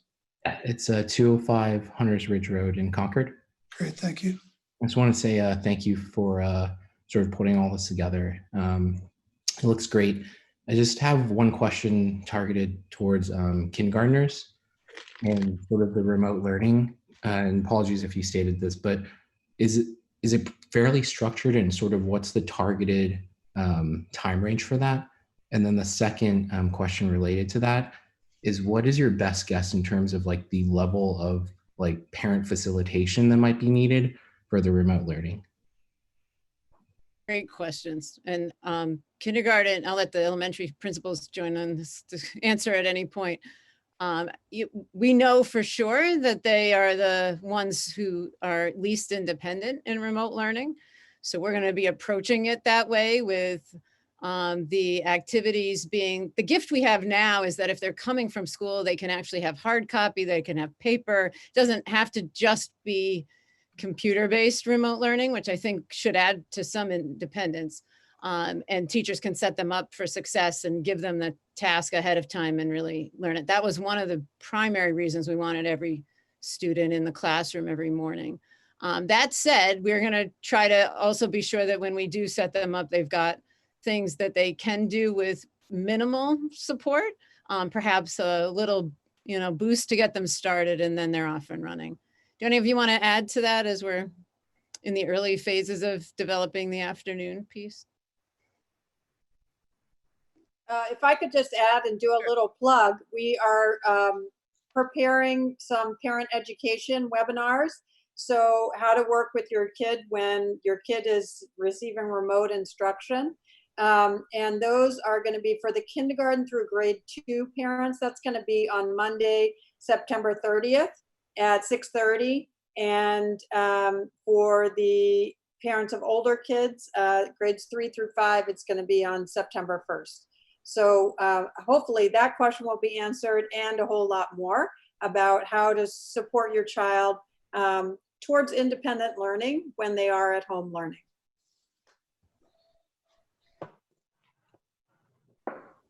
Anyone else? Okay. There's just going to be a lot more detail to come, and we'll be onboarding kindergarten parents, and that'll be part of the discussion. And, if we'll be meeting regularly and we'll be getting updates. So if you haven't heard anything, then tune in here. So I'm going to go through as I see here, see 4 hands raised. If you could give your full name and your address. Terry? Hi, can you hear me? Yes. Hi, it's Terry Bono at 73 Katarina Heights. First, I want to say thank you to all the participants, everybody pulled their heads together with the committee report and very detailed plan. I'll have 2 kids going to the middle school, walkers, and I anticipate there's likely going to be many more kids biking to school. And I just kind of wanted to make sure that the building committee is looking at some type of either police detail for safety, because there's going to be a lot of congestion. I know it is at the elementary level, but Old Marlborough Road is a very, I don't know, it's 2-laned and it's already congested as it is. That's going to be at a lot of added traffic. You're right, Terry. We're going to need to factor all of that in. So I'm grateful you brought it up now. Biking, walking, cars, buses. Yes, we're going to have to make a master plan that keeps everyone safe. Thank you. Thank you. Robbie? Hi, Becky Robichaud, 121 Hubbard Street, Concord. Hello. Could you speak a little bit more about the elementary school afternoon program and your partnership with Concord Rec? Is this a paid program that people would have to do through Concord Rec, and is it housed at each of the schools? We have a longstanding relationship with Concord Recreation. They've done some before school programming in the elementary schools. The afternoon piece has been a combination of either at the building or transport to their other sites. So we're just re-looking at how we're offering that partnership. We've also had transport go to other centers in town. Actually, we've been talking with them as a group so that there's one process here in place and transportation isn't conflicting and we're all just getting synced up. So yes, it is a parent paid program that we would be housing at the school for the afternoon component. I wish we had options. You know, we all knew this was going to be part of the challenge with the elementary kids if they weren't back full time, of creating this daycare need. So we're committed to providing the opportunity. I know Concord Rec has different options for families in need. So I think they would be able to offer that for those in most need to be. So right now we're still in the planning process of making the service available, and then we'll be able to talk through the fiscal part. No doubt that's a challenge. And one of the negative outcomes of not being able to bring all kids back all full time is having a daycare component become a piece of the discussion. So, Lori, can I ask a question piggybacking on that? Sure. Are there going to be capacity issues around that after school program? So like, will it be done by lottery, by need-based? I imagine it's something that could end up being popular more than you might expect. Could be, yeah. And how, do we have that sort of laid out yet? We've talked with them initially. Right now, they have had a program on Tuesday afternoons regularly. So that's our best barometer for the moment. That has been able to house 80 kids per school. So that's not a terrible starting place, but to your point, we don't know what need will be. So I think there'll have to be a phased approach to this so that it's equitable and accessible. And then we strategize who gets slots and who doesn't. And much of that will be left to Concord Rec to manage. So more to come. Is there a late bus option for kids who need to get back to Boston if they need to take advantage of that? Well, we've been debating that actually, Sarah. It's a great question. We actually were, I don't know, we haven't even had a chance to talk about this yet. This is all kind of coming out of last week's conversation. It may be that we could offer a choice. We actually debated whether we have the Boston kids stay longer and leave later. The good news is because the Boston buses are allocated to those runs, we have a few more options. We just have to be careful that we can still transport middle and high school as we get later into the afternoon. So more to come. We got to sort it all through, and also I think get a sense from the families what would be helpful. Alenka, pardon me if I get that wrong. But no, that was perfect. Can you hear me? yes. Alenka Zeman, 99 Dalton Road, Concord. Thank you. Quick question about the after school. Will there be any cohorting within the after school? So as an elementary school parent, but also a pediatrician, My big concern is if everybody's going to mix in an after-school program, then all your cohorts in the morning will kind of fall apart. And then the second part of the question is, what about for busing purposes too? I mean, this is very complicated, obviously. And thank you all for your input so far. Yeah, we're actually talking about that to, if the kids are going to be on the bus and in the daycare, can we at least contain them to certain cohorts? The childcare programs are required by the governor's directives and guidance that they must cohort kids in groups of no more than 10 and keep them in those small groups. So we will certainly be following that practice. And the goal on the bus is they get an assigned seat and only are proximate to the same kids all the time. So at least minimizing how many cohorts and not just becoming this generalized piece is definitely the goal. Next, Adrian.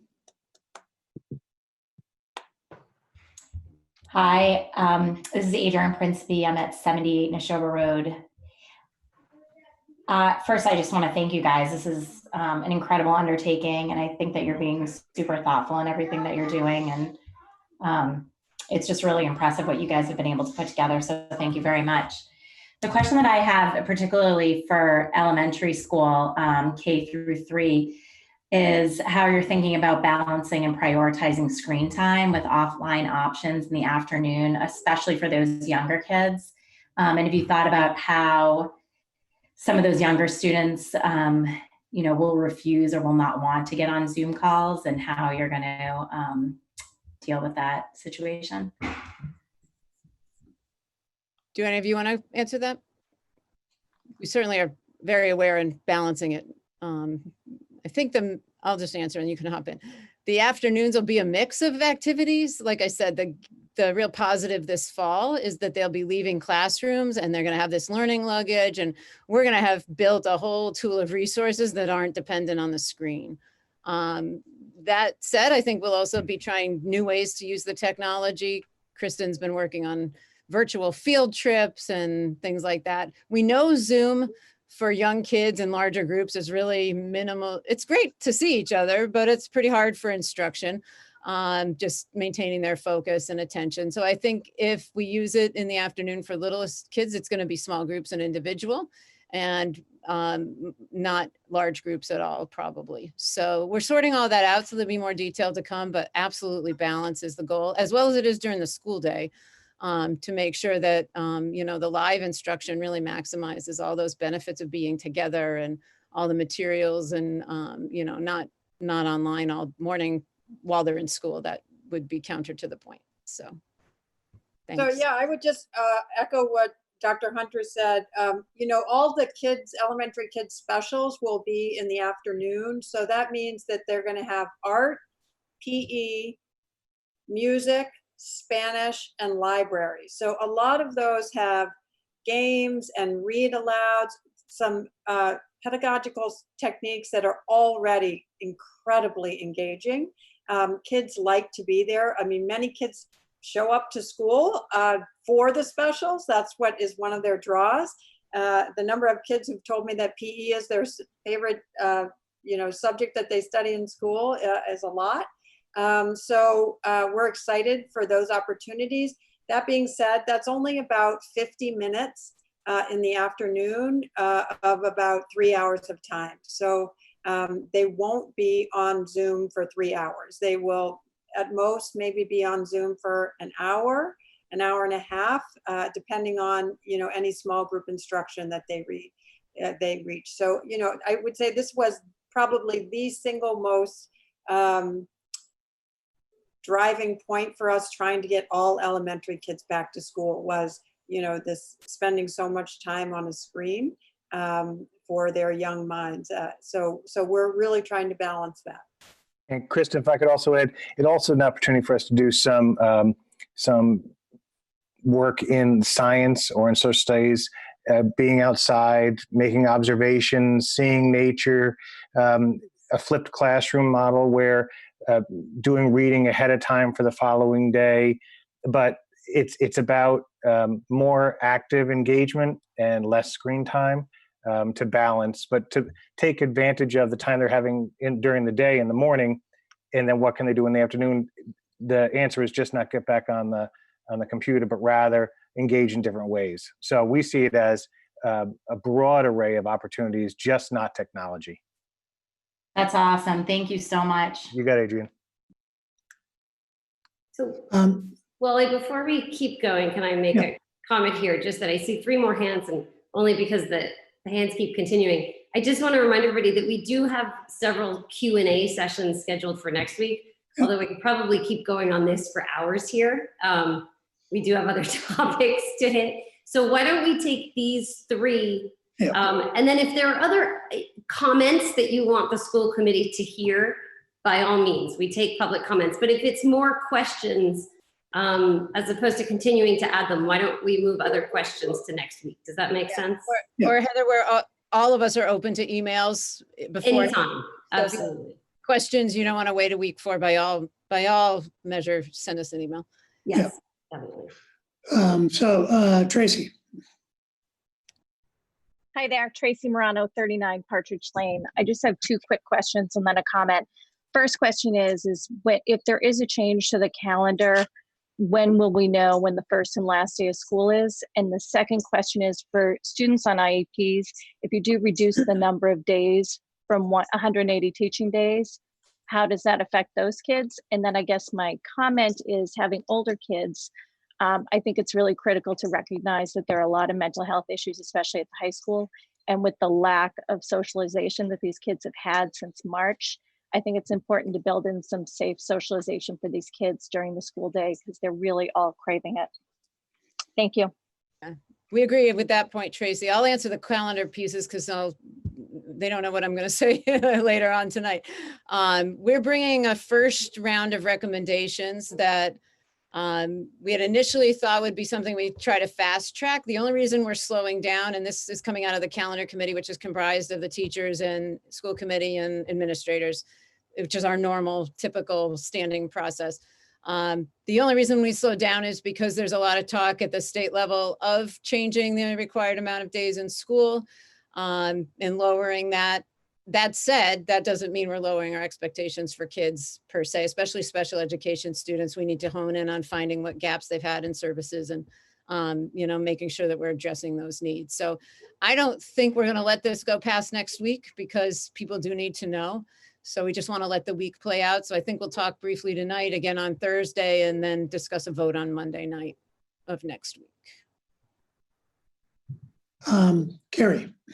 Oh, wait, she had a second question about how that affects students on IEPs if the number changes. I did reference that, and without more detail, I said we would certainly be honing in on meeting IEP goals and the service delivery and addressing that regardless of the amount of days in school. Carrie. Hi, everyone. It's Carrie Chafee, 152 Deacon Haynes Road. I just wanted to first thank you all. Like most people have said, in this household, we feel very lucky to be in this school district. So thank you for your dedication. I just have a question, but I think it's more of a comment. I just wanted to ensure or ask that there will be accountability for the students and all of the teachers with the remote learning. So I understand, I think the hybrid approach is great. So focus group of 1, that's me. That's my opinion. But I did just want to ask about that. How will accountability change from what you've learned since the spring, and then certainly through the summer? As I understand, there have been some good learnings from summer school. Yeah, I think really essentially we're going to go back to the processes that were in place before we closed and found ourselves in all these different models, which really are about basics like attendance and grades. And when those aren't, when kids aren't participating or grades are falling off, we intervene and support them and engage with families. Teachers have practices and protocols that we normally follow with them, including the evaluation system, as well as a lot of dialogue and discussion. All our structures are going to come back regardless of all the modes we're in, which include everything from grade level and department meetings all the way through to an individual evaluation system. So I think just as we get back to I hate to even use the word normal, but the normalcy of those structures that we all know, things are going to tighten up a lot really quickly. So it was the lack of those structures that I think bred where we were. And that was just a symptom of the quick change and the unpredictability of the fall, of the spring. So. Understood. Okay. Good question. Thanks. Forrest. Hi, thank you. This is actually Brittany Arthur at 555 Anner Snack. So again, to echo everyone, thank you so much. There's clearly been such thoughtful work going into all of these considerations. I'm very heartened and glad to hear that there's some consideration on how to do outdoor learning more. It seems really important, particularly in the current climate and circumstances. I'm also really glad to hear the consideration of flipped classrooms, because I think in particular for some of the IEP students, that model is more feasible at home when parents are working, from an equitable perspective. To be able to kind of hit play sometimes is a bit more manageable in a two-parent working household.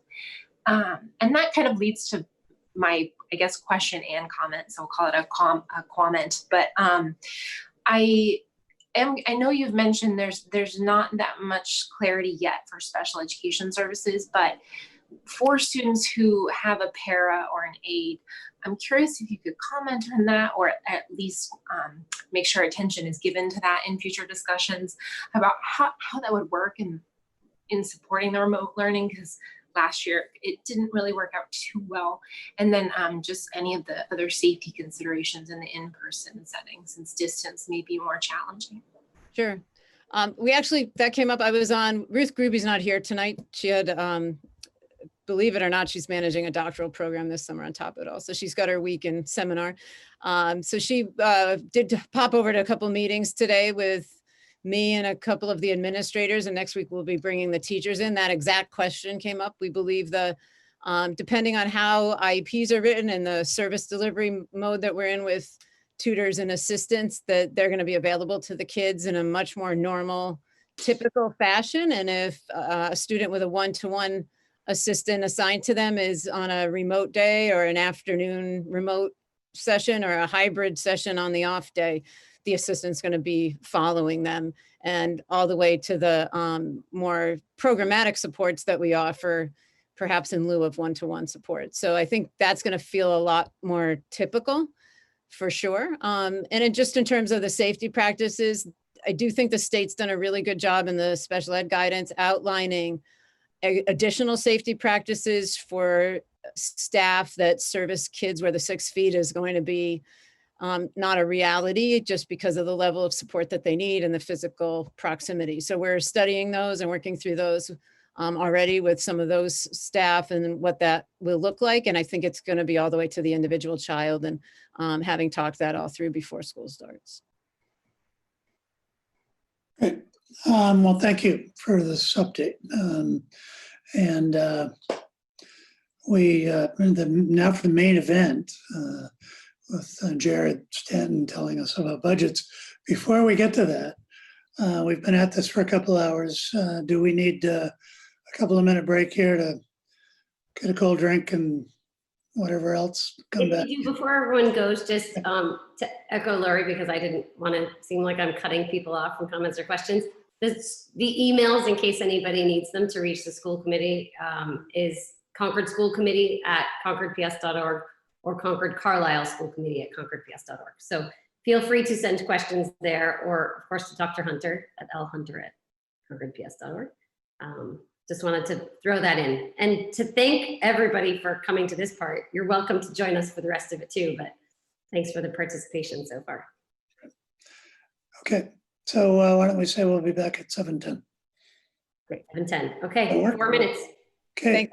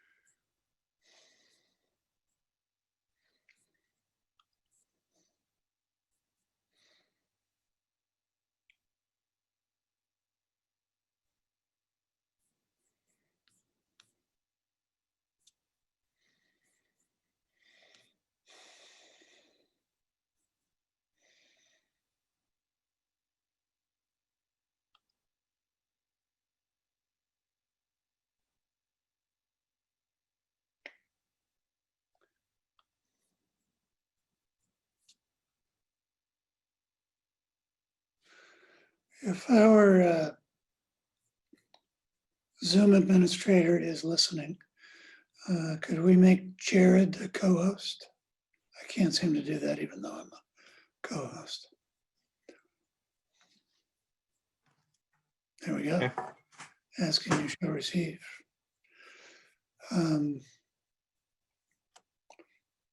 Lots of people hanging around for the main event.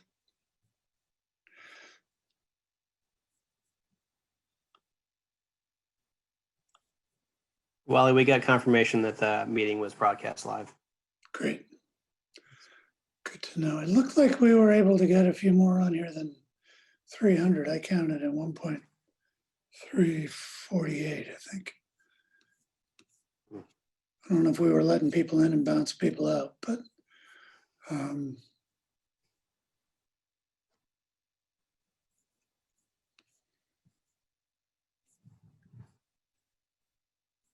We can think about that webinar for future larger meetings. yeah, I'd be surprised if we, well, this day and age, knock on wood, but I'd be surprised if we get that many participants again. This was a big event for people to hear about how we're going to do this. So, but I think it would be worthwhile to know that, and also know if we can change it on the fly, which would be the ideal. I wish we could.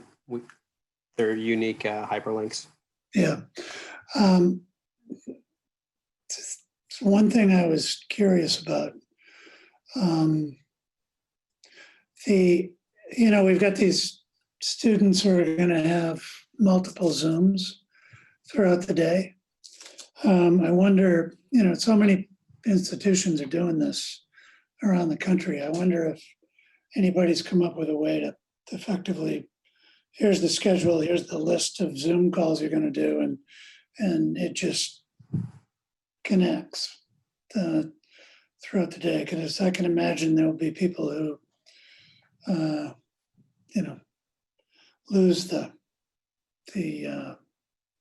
lose the train some days. Yeah, I'd be happy to dig around. Maybe Peter can take a look too. They can have a recurring meeting, right? Mhm. That they could just set up at the beginning and have the same login for the whole. Yeah, and that would be, once they've cut that into the login, that'd be great. I'm just wondering if there's one where you don't even really leave the screen, it just transfers. I haven't seen anything like it. I doubt it, but if it's not there, why don't we go make it? It would be a project for computer science. Exactly. So are we, let me see, we all got court, we're waiting on court. So. Okay.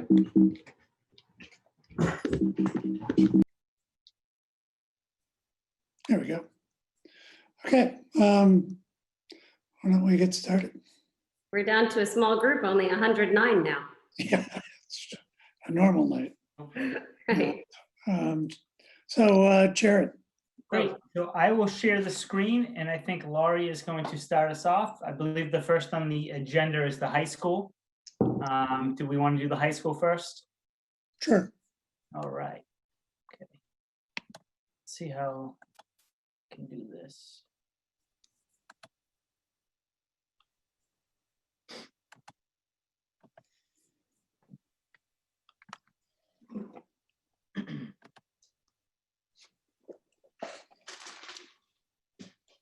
So I'm trying to share my screen. You did get co-hosted, Jared? I did.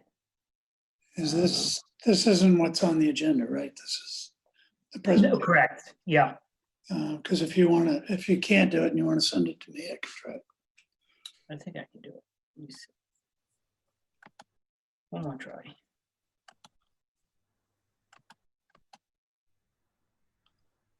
There you go. There you go. You're coming in. How's that? Great. Beautiful. All right. So the first is the high school, and I think Laurie is going to start us out, and then I will continue. Sure. So this really is a reference back to the memo we brought to you, I guess 2 weeks, I don't know, time is a blur for me. So it's maybe 2 weeks ago with some of the different approaches that we took in zero basing this COVID version of the budget. So I'll just reference these at a high level. You'll hear them come up as Jared goes through the numbers, but this was a big part of the work, was re-examining our needs, re-examining how we might have use staff, re-examining the original requests and not just building from that, but modifying, editing, in some cases, definitely reducing, postponing, really re-looking at every piece of what we had built in the fall. So just high level view of this, and then you'll listen for it as it comes up through the discussions. Really committing to maintaining most, if not all, staff, given that we have so many new needs, and repurposing and making it a flexible situation where we have a pool of support people that can help with some of the things that we know we're going to need to do differently and things we haven't thought of yet, while building these models that we've built at the same time and trying to make sure we're meeting all the academic needs as well. I will say right up front, we were trying not to add staff. So I think we're bringing you budgets that really accomplished that, with this big, caveat of we've built contingencies if there are pieces. There's a lot of moving pieces in terms of staffing as well right now. So we're hoping not to add staff, but if we do need to, it will be minimal, and we think the contingencies are adequate. Provision of extensive educational software programs. So you've heard those referenced all night long, and we've really vetted those out and budgeted for them. We started to use many of them last spring. Some we were already using prior to that, and we've done the work to really look at it as a district, continuity across grade levels, horizontal platforms that we've identified which disciplines they'll be used in, and really now made sure they've been budgeted for as well. You heard the learning luggage discussion. That's one of many topics where kids are sharing materials and strategizing approaches to that. In some cases that meant purchasing additional consumable kinds of materials that we'll probably use in lieu of others. In some cases that's meaning a different approach to activities. And, the learning luggage is my best example of making sure we also provide at a really child by child basis. Ongoing development of the scheduling and space usages. Again, in terms of how that pertains to the fiscal aspect of things, much of it was about which model we would be bringing forward, but also just in terms of adults and where they would need to be, in ways they maybe haven't been in the past. I think one of my examples is lunch at the high school. We have an open campus. We generally have students, with compliance intact, in appropriate settings with less structure and supervision that you would find in a high school normally, appropriate to their age. We know we need to up that for this coming fall, because if we're going to ensure physical distancing, assigned seats, that sort of thing, we're going to need more support. Limiting access to the buildings and the impact of that. One of our strategies is to review daily substitutes and try to not have that be our go-to. I'm sorry. But to use internal options first. We're looking at limiting travel. I think the 2 hours of talking is catching up with me. Limiting travel outside of the building. So that had financial impact in terms of field trip line items, some of the other programming pieces, but also building in contingency that allows for some of that to come back as time goes on. Increased need for summer services. That's work that we're winding up now. We did by far extend summer services to more regular general education and special education students than initially we had budgeted for, and we feel really good about that. It's been actually quite a successful remote learning environment for all those kids. And then professional development, and much of this work ended up being more of a reallocation by putting new priorities in place, in addition to the social emotional learning and the cultural competency, really this summer prioritizing technology, curriculum, and doing it in a really balanced, cost-effective, but effective learning environment for teachers. And kudos to our internal people who are running courses. Teachers are signing up voluntarily, so there was no fiscal impact there, and they're being really widely attended. So it's been really a big success to rethink that. So those are some of the highlights.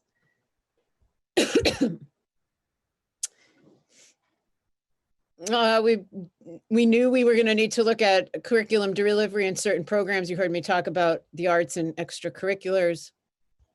PPE, Jared will reference that as we talk. We've done some of that in different, we've done that in different approaches, and we're grateful there's some relief to that now coming out of the state numbers. And part of what we're bringing you is just the status of where all of that is at, and you can help give input as to how we formally fund it. Outdoor space, you heard us mention tents at every school, making sure any outdoor classroom space that already exists is usable and maintained. And then any creative ideas teachers have, we're supporting that. The need for screening tools, we did purchase thermometers prior to finding that state wouldn't be asking us to have them, but I don't feel at all remorseful that we have such a cadre of thermometers available. One, if the direction changes, or two, I know we were able to work with the other departments in town back in March as this played out, and their needs were changing. So we've been able to support each other in that. And actually the fire department's helping us secure some of the hard to get PPE this week, which we're grateful for. Health service delivery, looking at the needs in the nurse's office, knowing it is not business as usual in there. And then the enhanced cleaning protocols we just talked about. Social emotional supports, I think we're looking at the approach to how we support individual kids. We've, I think, got a good start on the aggregate work with the programming pieces through Open Circle and Home Base and advisory. And then increased need for intervention, whether that be RTI or an emotional, social emotional intervention or some other kind, really trying to be sure we're identifying kids as we re-enter. That's part of the data collection, to make sure that we've got formative data coming off of 6 months at home. Much of that will come out of the electronic tools, but the follow-up is not necessarily electronic at all. It's most likely small group, one-to-one, that sort of thing. So I think you'll hear some of that as Jared brings the numbers and the categories. And we just wanted to remind everybody some of the things we foreshadowed a couple weeks ago. Great.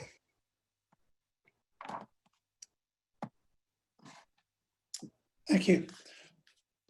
So to understand the revised FY21 budget, you also need to re-understand the story behind the old FY21 budget that was voted in December, because there are many similarities and differences between the two, and a $300,847 difference.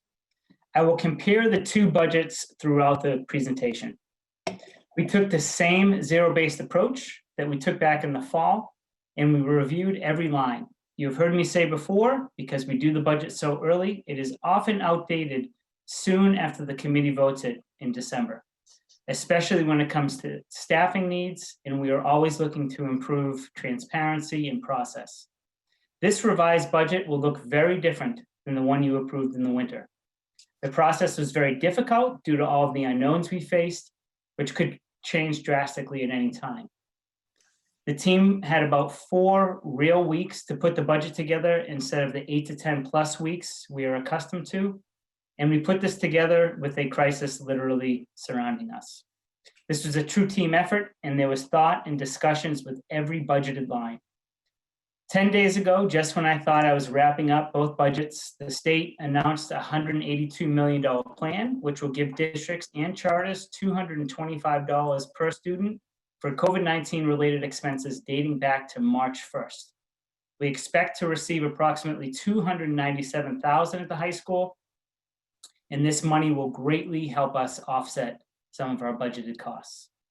I'll explain this grant further in future slides. So some of you are very familiar with this slide. I've recycled it now maybe 6 times, and I'm going to continue to recycle it. But for new members in the public, here are some of the categories that we zero-based.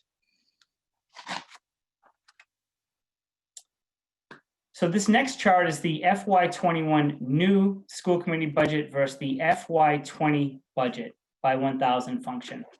The superintendent's revised or new high school budget for FY21 is $35,144,038, which is $456,305 or 1.32% higher than the FY20 school committee approved budget. This chart breaks down the new recommended budget by DESI 1000 function.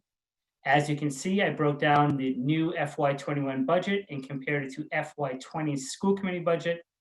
Throughout this presentation, I will compare the new 21 budget against the 20 budget and also against the old FY21 budget.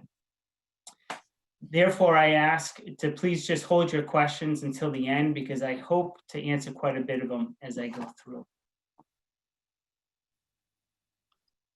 So this is the new FY21 budget versus the old FY21 budget by 1,000 function. The superintendent's revised or new high school budget for FY21 is $300,847 less than the budget that was voted last December. There are some slight changes to many of these functions. This chart just shows a very high level of these changes, and I will go into further detail throughout the presentation. The FY21 new budget drivers versus the FY20 budget by expense type. So instead of breaking down the budget drivers by DESI function, I broke them down into 53 different expense types. Some of these expense types include athletics, banking, contingency, contract services, debt, equipment, fees, insurance, maintenance, OPEB, overtime, PD, and approximately 17 different salary categories. For something to be a budget driver, it had to have a budget difference of 30,000 over last year's budget. We identified $1,166,965 in budget drivers between the FY20 budget and the new FY21 revised budget. The first you see here is guidance salary. This is on here from the winter, and many of them are redundant, but guidance staff increased from 9 FTEs to 10 FTEs after the FY20 budget was formed, but through some attrition, the additional FTE and the projected steps and lanes are only causing this expense type to go up $42,356. There was a budget correction in the IT department, which accounted for $25,816 of this $41,000 increase. Every year we offset campus monitor positions by $50,000 with the parking lot revolving account. We reduced this offset by $25,000 because we do not expect to get the same parking revenue this fiscal year. We hired a special education coordinator last summer, and now the salary is in the budget. There is an increase in contract services, but mainly due to the increased amount in special ed transportation and the ink toner contract. Our insurance pension lines are only increasing approximately 2.56% in FY21. This is partly due to some of the employees taking advantage of the high deductible plan option the town introduced in FY18. This plan limits long-run growth in healthcare spending by encouraging beneficiaries to price shop for non-emergency services. We are currently in negotiations with teachers, but their combined increase is 4.97%. The tutor line is also increased 13.17%, but this is budget corrections and increases that happened after the FY20 budget was formulated. Utility costs, as you know, are quite unpredictable. The increase is more in line with the FY19 actuals than the FY20 budgeted. So again, we identified $1,166,965 in budget drivers from the FY21 new budget versus the FY20 old one. So now we're comparing the FY21 new budget and the cost savings, the identified cost savings between the FY21 new budget and the FY20 budget. To offset the budget drivers, we identified $694,000 in cost savings. At this time, charter and school choice numbers are going down almost $64,000. Due to all programmatic changes, kids aging out, and tuitions students are coming in with from Carlisle in the middle school, tuitions are decreasing $514,000 in this budget. Debt is also going down $97,000, and we reduced out-of-district field trips by 55% and kept a little in there for virtual field trips. So here are the new budget drivers from the FY21 budget versus the old FY21 budget. As you can see, there's not many of them. The campus monitor salary reduction in revenue is here, the $25,000. Here is the IT staff budget correction. And lastly, we increased our unemployment amount. We do not know if this line will increase, but if so, we can also use the COVID-19 grant money to offset unemployment costs.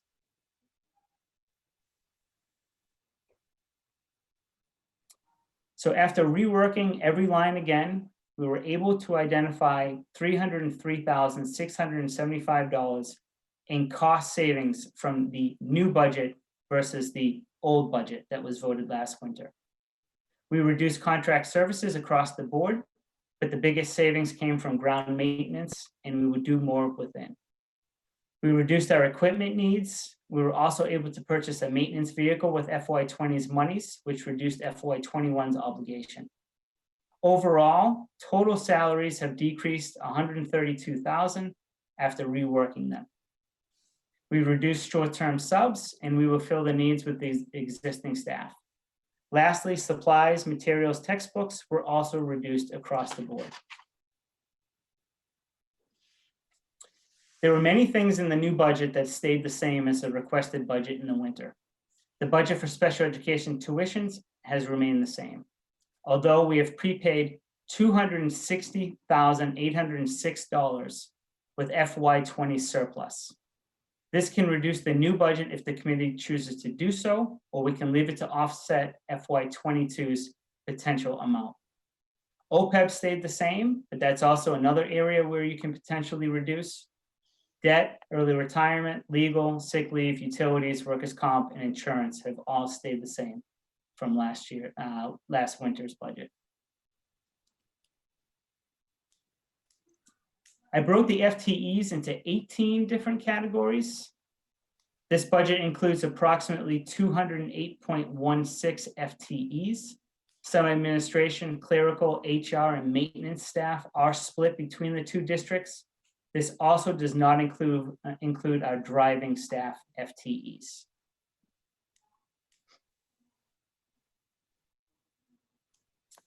This slide compares the FTEs between the old and the new budgets. The increase from the winter's budget is 1.88. It's all in the teachers category, which was caused mainly by scheduling. But due to attrition, this expense category is less than it was in the winter with the new FTE in there. Overall, total salaries are down almost $144,000 from the winter's request.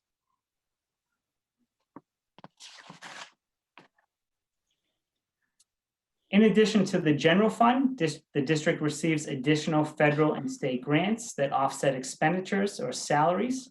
We budgeted $190,000 in salaries to be offset by the MECO grant and $25,000 again to be offset by the parking lot revolving account.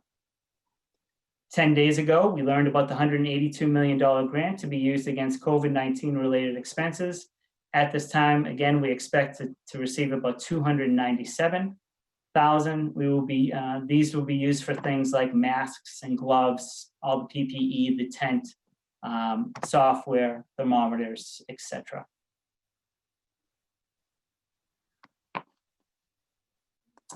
Here are our total expected tuitions broken out by non-public and collaborative.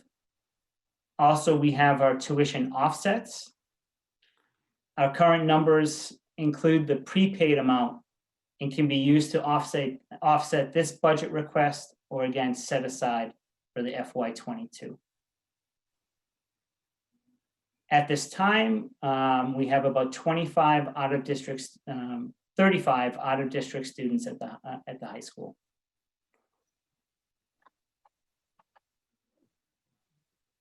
Unlike the Concord Public School side, the regional side is responsible for projecting revenue. The following list of items is the revenue we receive before we figure out the total assessments to the two towns. At this time, we have still not been given any indication what the state's budget will look like. Therefore, I reduced our Chapter 71 transportation revenue and Chapter 70 revenue by $325,000 from what we projected in December. I feel that we can make up any lack of revenue by using E&D or any other potential federal or state COVID-related grants that I'm hearing more whispers of, especially coming from the federal level. We may be able to rework these numbers as we get closer to town meeting. I left all other revenue projections the same since they are fairly negligible amounts.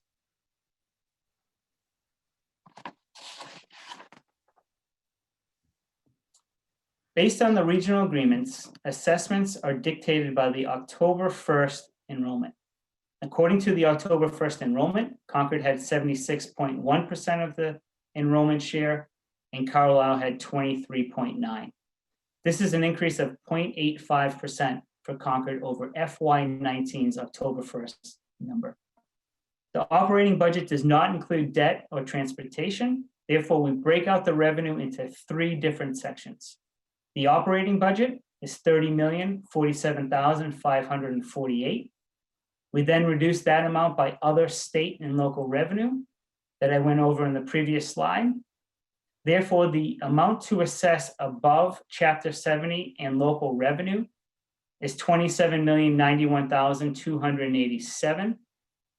Underneath that box, transportation is broken out, and the amount to assess above the Chapter 71 reimbursement is $194,787. And last box is the debt, and we break those out.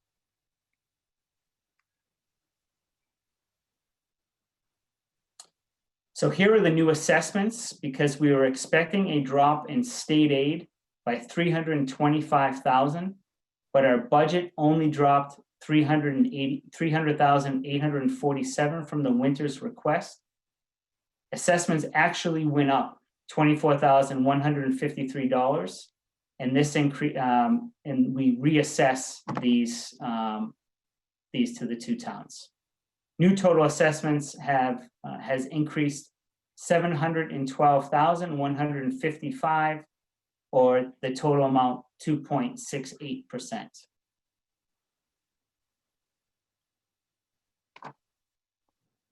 So here's, if you take a look, here's the old assessments.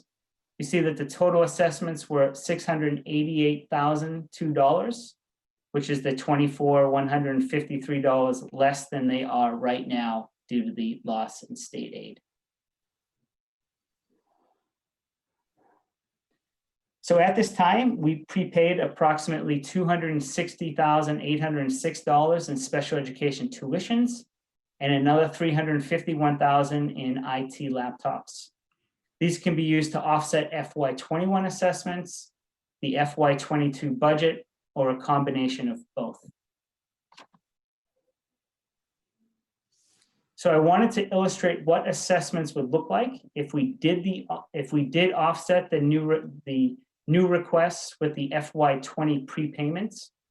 I can show any combination of the amounts, but using this example, our budget request would then be $912,653 less than FY20's, or a 0.45% decrease. Total assessments would be up just $2,732 or 0.01% with the decreased debt service.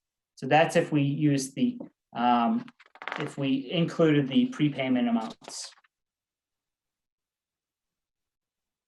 And that is the last slide on this presentation. And I welcome any questions.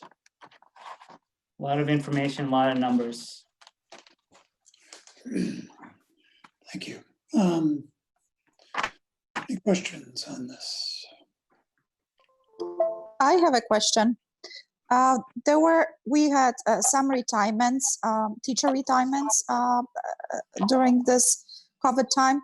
Are these positions going to be filled, or you have enough staffing that will cover those positions? And asking for region. Sure. And Laurie can answer, but all of the retirements have been filled, or there's a placeholder in those. So all of the teacher retirements have been filled or will be filled.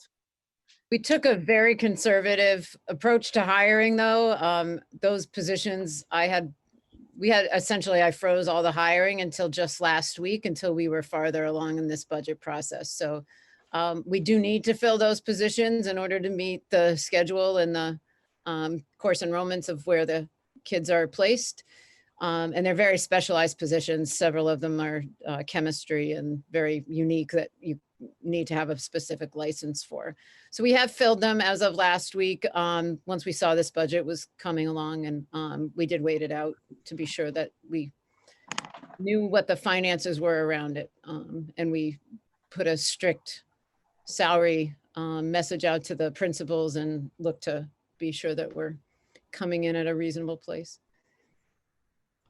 On that same note, can you just explain a little further the attrition that led to a salary decrease? What attrition is that we're not refilling?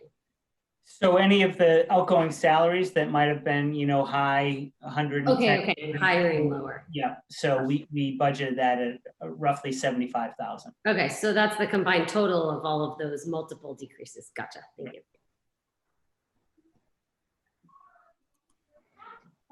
Another question then, since nobody else is jumping in, on the 611,000 that you said we prepaid,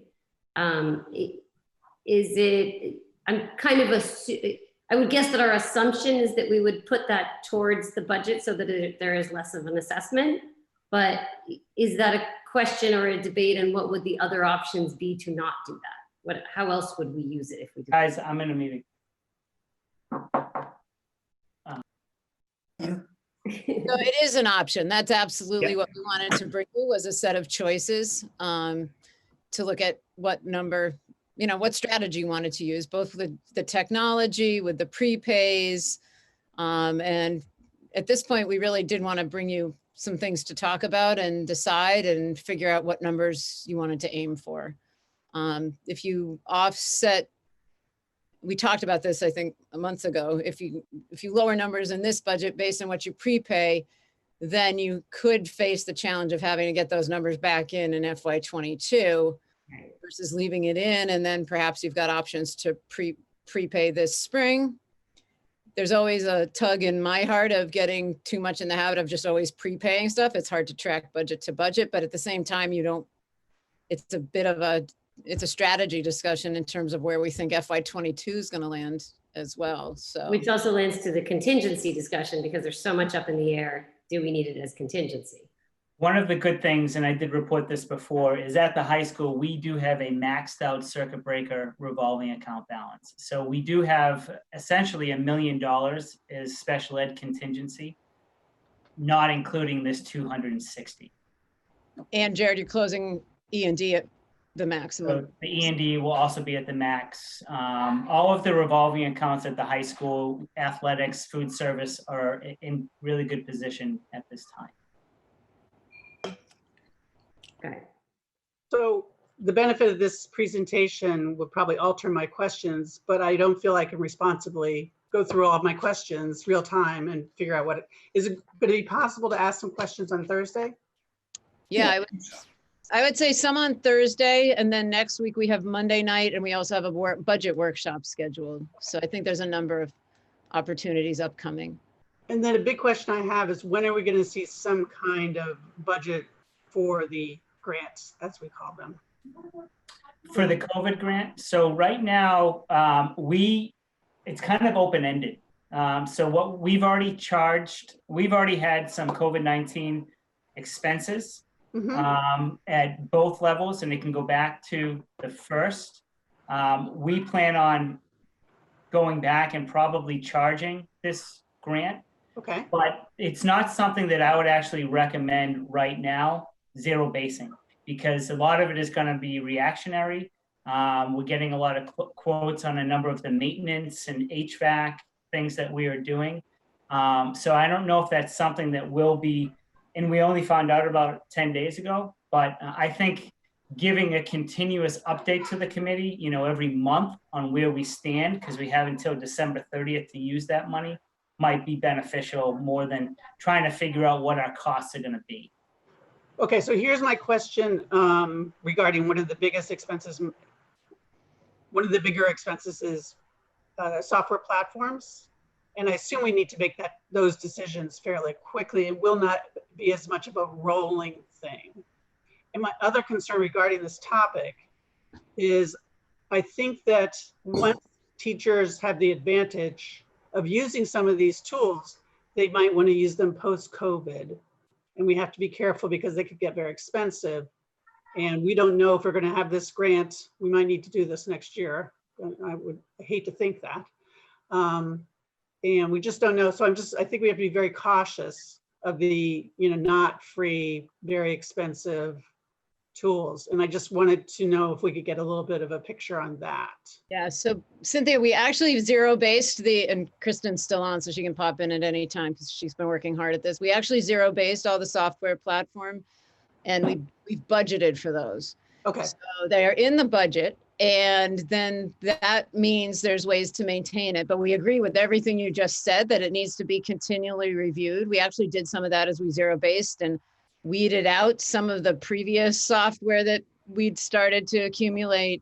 It will need to be reviewed again as we build FY22 for sure.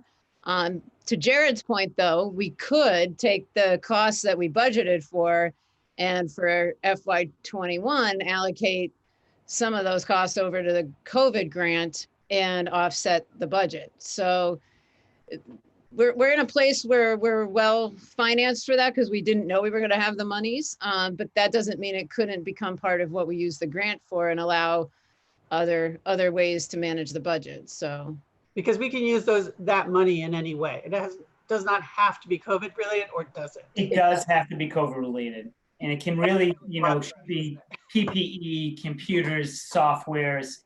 We can't go ahead and put in a new boiler with that money. Right. I would just add two things to the software discussion. One is that some of the software that we are purchasing is only because of the remote environment. So an example of that is Generation Genius. We've done a lot of work in science engineering, which is, engineering is about a quarter of our science curriculum. So it's a necessary and required part of what we're doing. And yet in a remote environment, it's really hard to reach all those engineering standards without some kind of software where kids can ask questions and try things out. And so that's an example of a piece of software. We wouldn't purchase that if we were in person and our STEAM lab at Ripley was able to be functional and so forth. So there's that. And then the second piece is that one thing that we've done recently is move all of the software purchasing into the departments that are using it. So there's no more software line. So for example, if the middle school social studies department wants to use Discovery Education software or National Geographic, that means they're doing that instead of something else that they might purchase. Yeah. Great. If I can just speak a little bit further on that.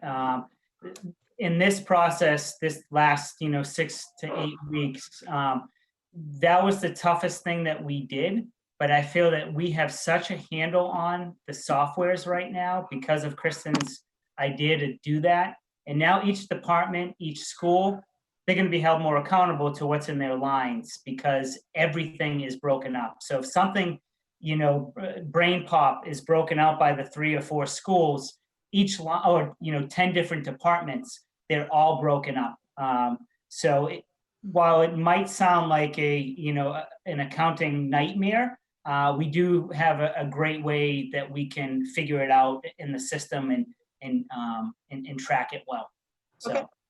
Jared, is the system accounting for redundancy? Like that it's not that that there are too many subscriptions to things and all that, right?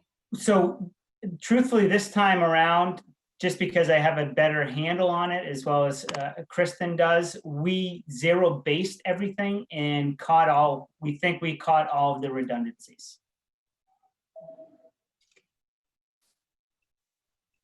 Jared, I have a question. Usually any HVAC upgrades are very costly. Is that accounted for as you are reviewing and doing adjustments to the ventilation system, which is so important during this pandemic? Correct. Yeah. So we're getting, we have a hygienist coming in and taking a look, doing a study. We have, we're going to be looking at all of our filters. So yes, big HVAC projects are not something that the grant could pay for, but we are taking air quality and HVAC and everything seriously and doing whatever we can to improve and make people feel more comfortable. And the grant, the $225 per student, that cannot be counted towards the upgrades that otherwise would not be required if we are not in the age of pandemic, because it has never been an issue, correct? It's a new problem. It's a new problem. Yeah. Yeah, we're well regulated typically, and occasionally there's been questions or concern, and we've done the testing and nothing's ever come of that in terms of needing to make any changes. So, but that said, we certainly will if that proves to be different this time around.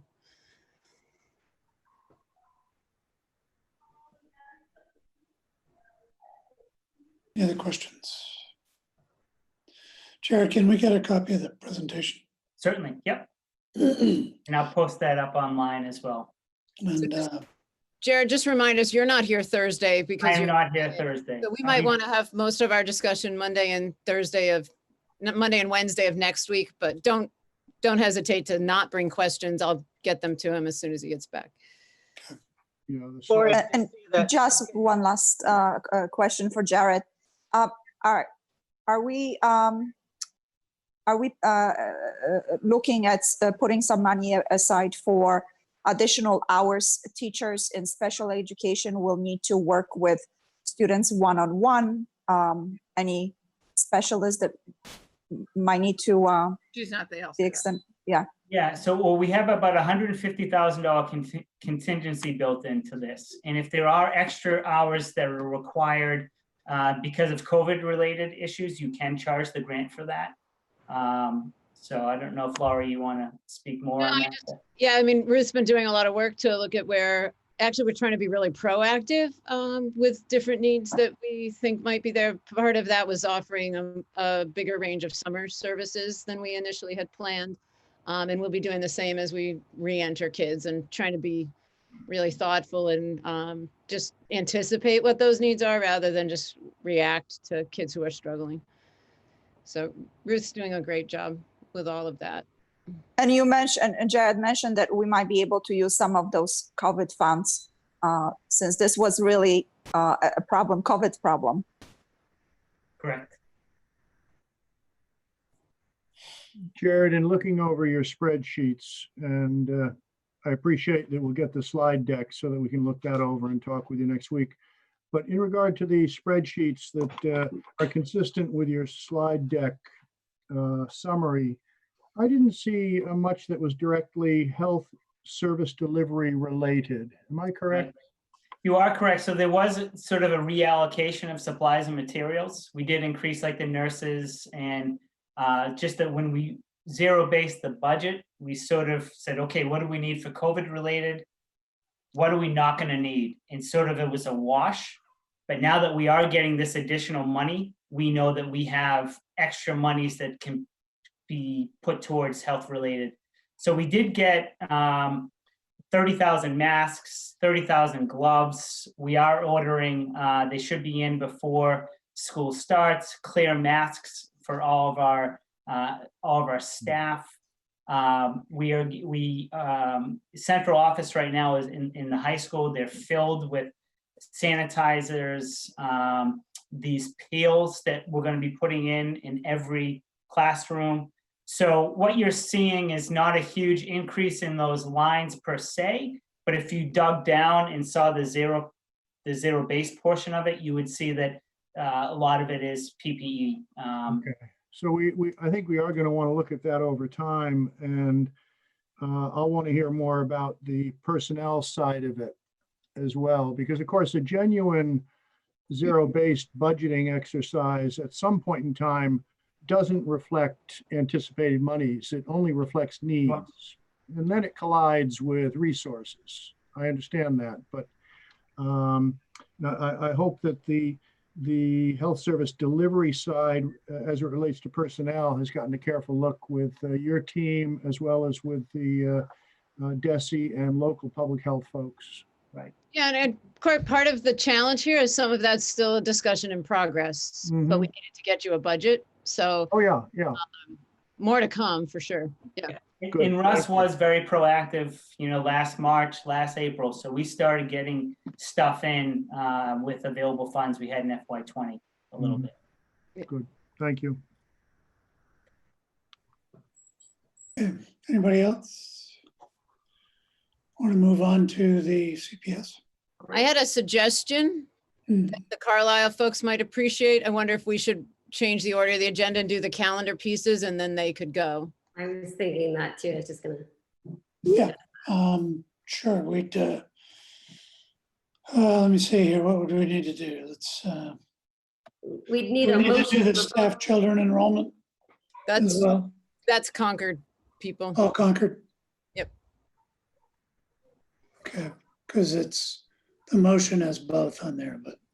It's just Concord because I know the situation. We'll change that motion. So I guess, could we have a motion to move the proposed calendar changes up in the agenda to now?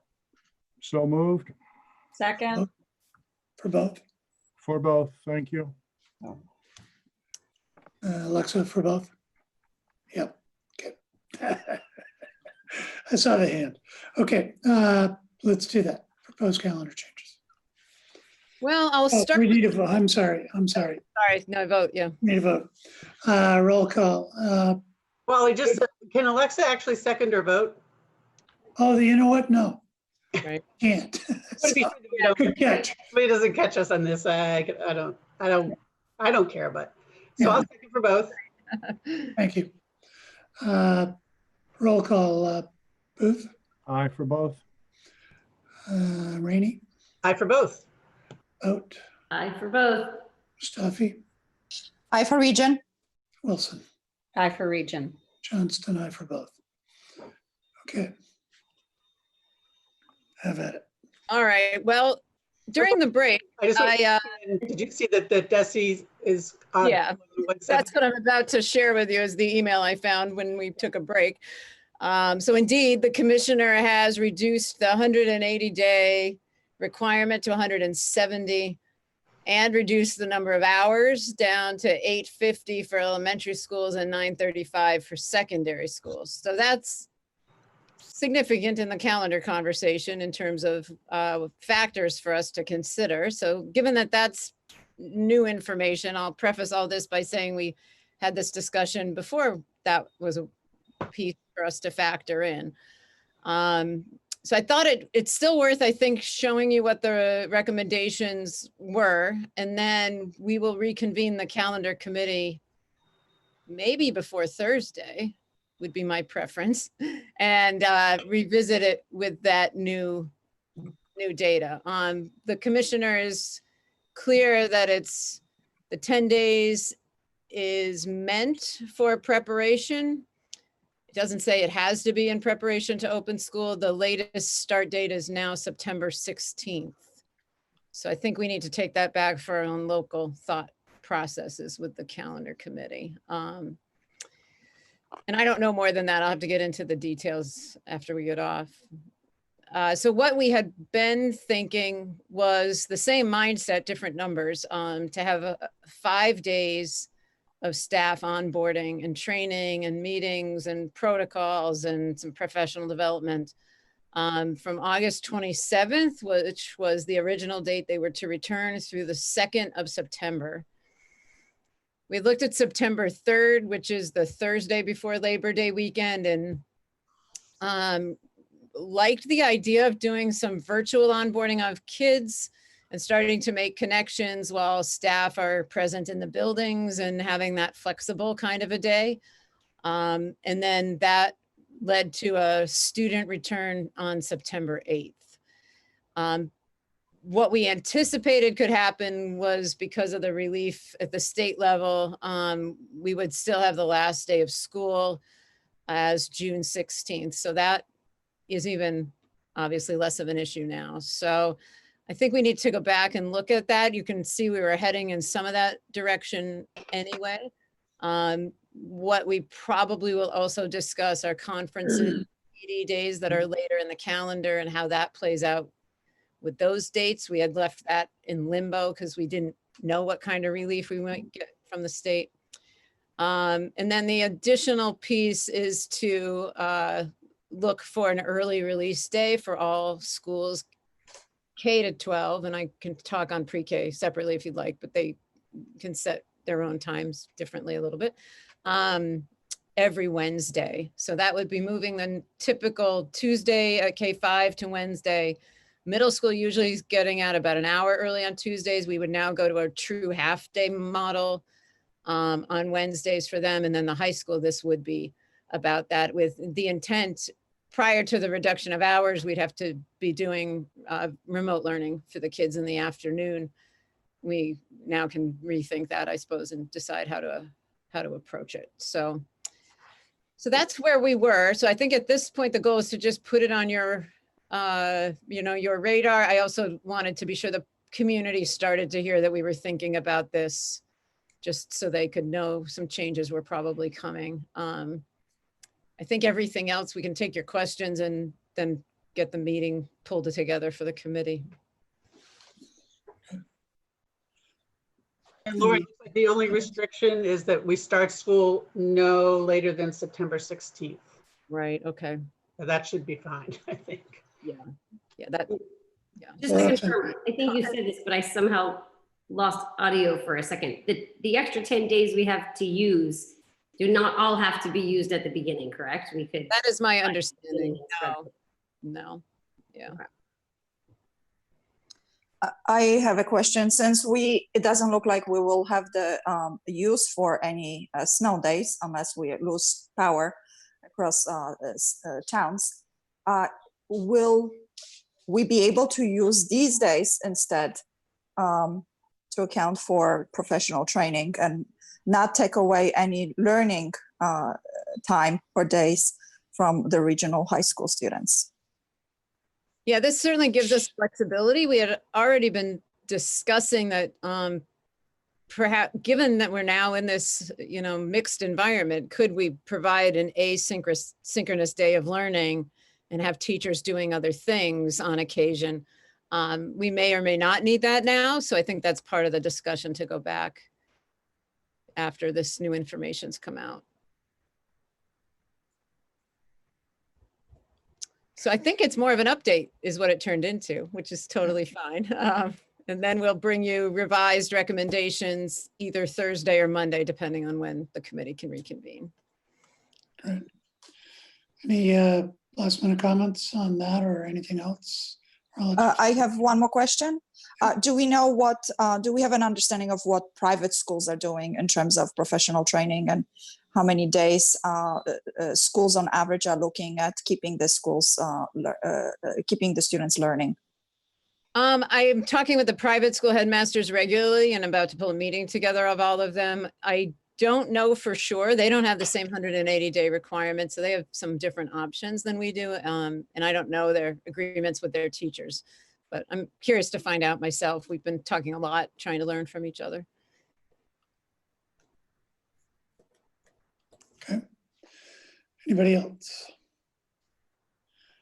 You know, just this is just how this is going. You know, you make a plan and then some days it's a good news event where you get more money than you thought you had. And then this one, like, we sort of thought this was coming. So, you know, it's a lot of quicksand to build plans in, to say the least. But we're getting through it.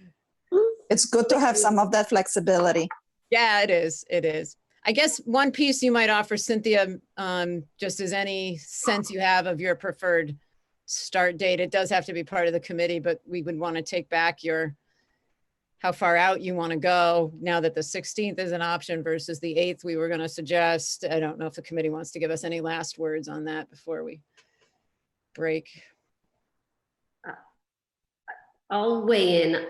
I think it absolutely makes sense to give the teachers some extra days at the beginning, some training, but I don't think it would make sense to go all the way to the 16th. I think it's smarter, given that we already have some plans for the 8th, to be able to use those extra days as we need them later in the year, because I think the need will come up given how things change. So that would be my initial take, at least, unless there was a reason to look at it a different way. Mm-hmm. And when we do announce it, we're going to have to broadcast it as best we can so that anybody coming in from out of town can do their Massachusetts dictated self-quarantine before they arrive in school, or COVID testing. Correct. Yep, and also I think it's good, we're starting to talk about it now. Some parents might have childcare planned through the 31st, but not for the following week. So there could be some issues with childcare, even with the delay we're talking about. Yep. Okay. We do have a hand raised if we're done among the committee talking. So I want to confirm with everybody that the start date of the plan that Lori outlined is something that everybody is comfortable with? Yeah. Okay. So, okay. Deborah? Thanks, Wally. This is Deborah Antoniangeli from 40 Hawthorne Village in Concord. Lori, can you just say the number of days and the hours again? I didn't catch all of that when you said it. Yes, I can. So they have changed it to, sorry, I'm actually pulling my email up as I speak. 850 hours for elementary and 935 for secondary. It's usually 900 and 990. All right, great. Thank you. You're welcome. Thank you. So anything else related to the region? Take a motion to adjourn the region. So moved. Second for both? Thank you. Or second for region? Thank you. We need a roll. So Wilson? Wilson, aye. Mustafi? Region. Mustafi, aye for region. Aye. I think we're all for region now. Rainey? Aye. Booth? Aye. Johnston, aye. Thank you very much. Thank you. Thanks, Carlisle. We'll see you soon. Okay, coming back. So we still have the Concord School Committee meeting in order and in session for anybody who's still watching. And Jared's getting all ready. So we're jumping back to our budget update and we're now going to do CPS. Take it away, Jared. Oh, Jared, you're muted.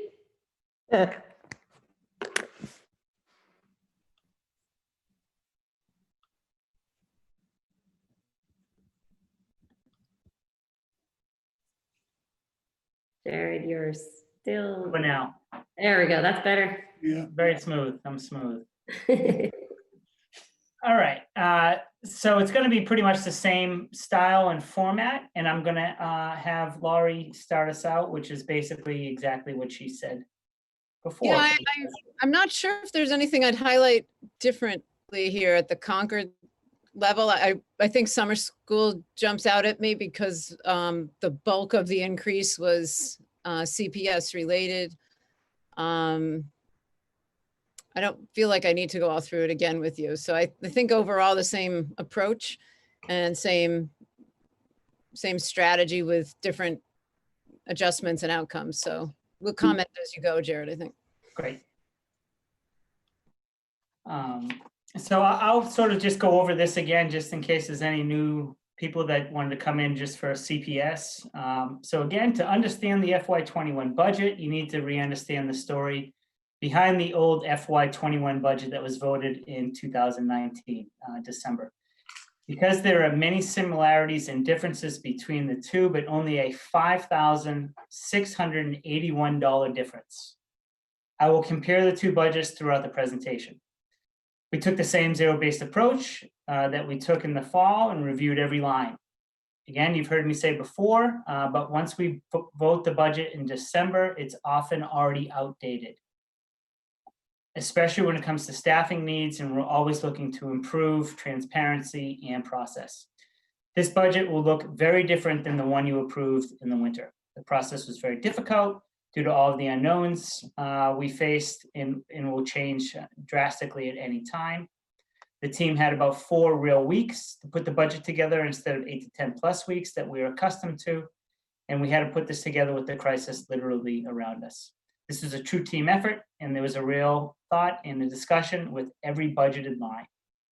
10 days ago, when I thought the budget was wrapping up, the state announced a $182 million plan, which would give districts $225 per student for COVID-19 related expenses dating back to March 1st.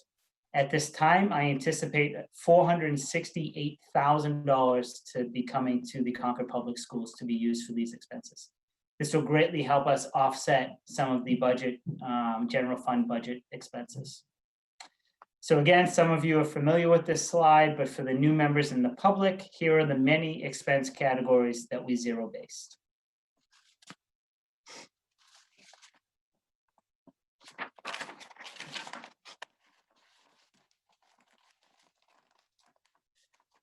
The superintendent's revised or new CPS recommended budget for FY21 is $40,777,193, which is 3.52% higher than FY20 school committee approved budget.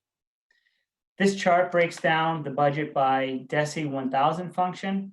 As you can see, I broke down the FY21 budget and compared it to FY20 school committee budget. Throughout this presentation, I will compare the new FY21 budget against the FY20 budget and against the old FY21 budget that was voted on in December. Again, I ask you that you please hold your questions till the end, and I hope to answer them as I go through.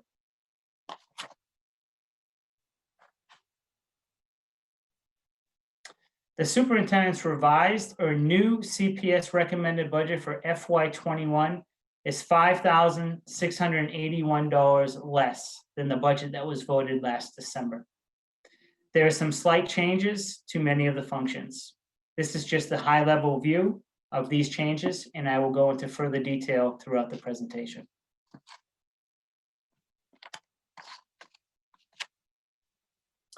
Instead of breaking down the budget drivers by DESI function, I broke them down into 35 different expense types. There was about 53 at the high school.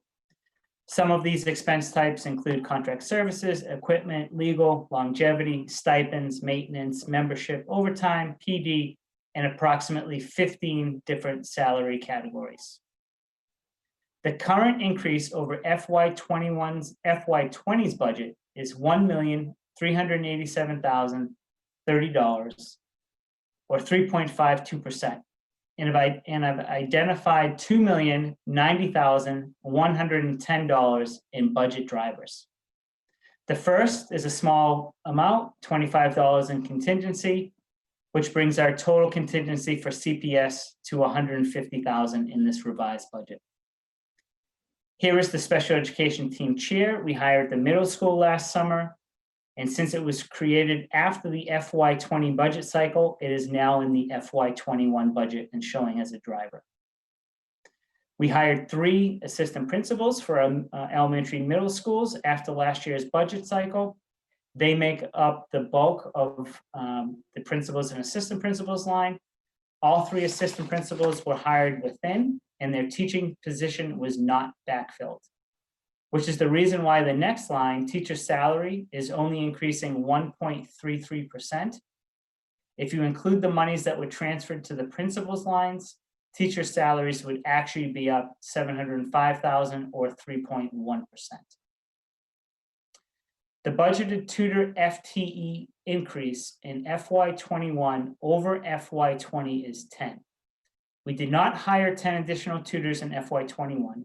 Instead, we originally budgeted to reduce tutors in the FY21 old budget, but we now need to retain them since needs have changed during the pandemic. We also did have some student services that were needed and required one-to-one tutors before the pandemic.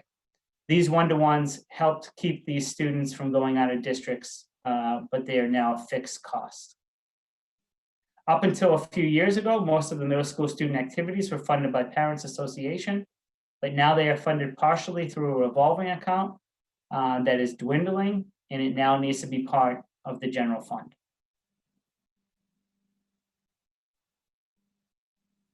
Due to the need for more remote and hybrid learning, the district needed to purchase more online software in just about every subject.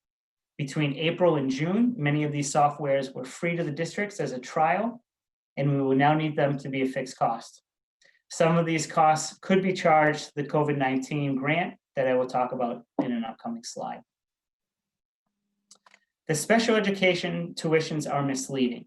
As I explained in the winter budget cycle, as part of the FY20 budget cycle, which was in December of 2018, we had a very healthy circuit breaker revolving account balance.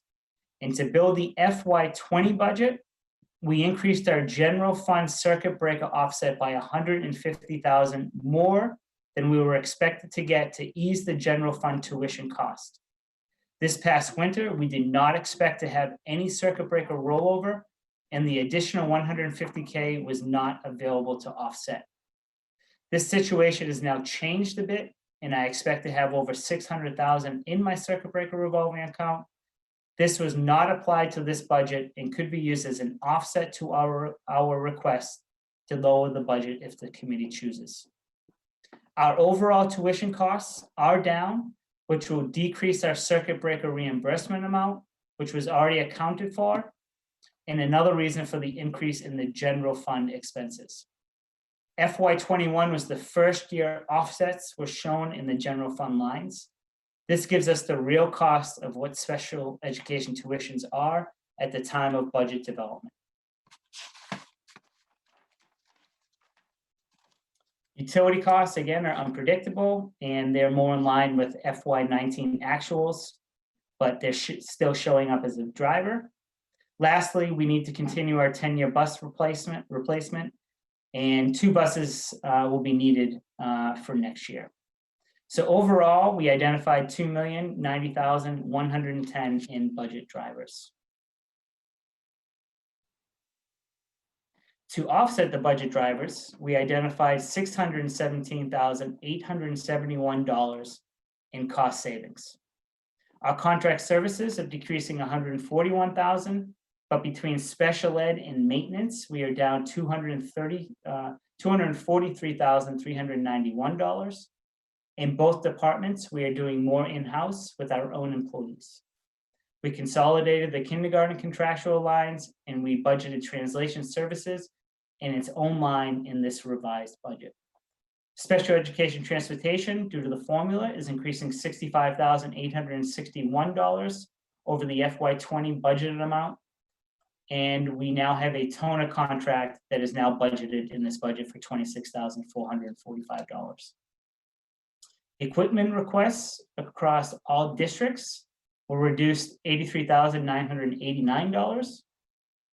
We only budgeted absolutely necessary equipment, and all additional equipment needed that is COVID related will most likely now be charged to the COVID grant.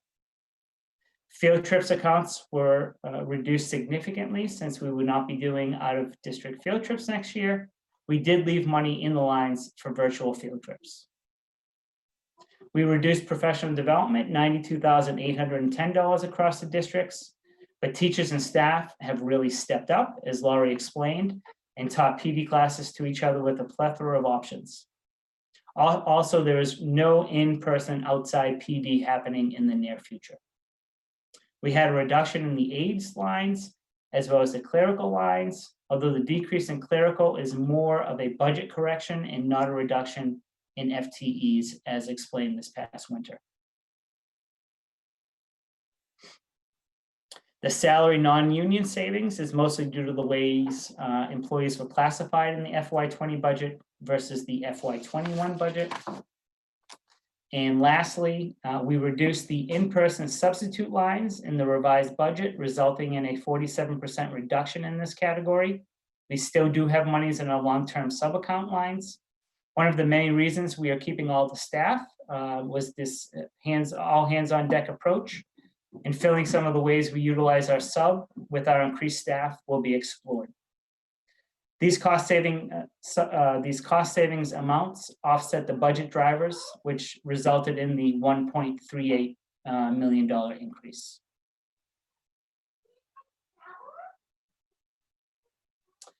I wanted to compare the FY21 old budget expenses versus the FY21 new budget expenses to show where the biggest cost changes took place. The first is the preschool tuition offset. The old budget had an offset of $140,000 based on historical and projected revenue at that time. Things have now changed, and we're only expecting half of that, or $70,000. Our anticipated tuitions from the winter have only gone up $21,289. But again, tuitions are down. That had to do with the circuit breaker amount. But as you can see, this is steady, and steady is good. Because we were able to go through every line and zero-base them again, we were able to fund the $489,681 increase to tutor lines and still come out $5,681 under the FY21 old budget. As discussed in a previous slide, our budgeted tutor FTE went up 10, but the reductions were halted by the pandemic, and the need to keep all staff is now crucial.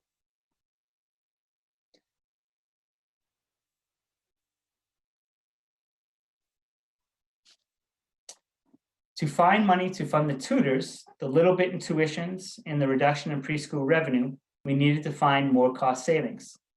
Many of these are one-year cost savings, but obviously education has drastically changed in the past 5 months, and we hope to continue to identify areas of savings as we progress in these times.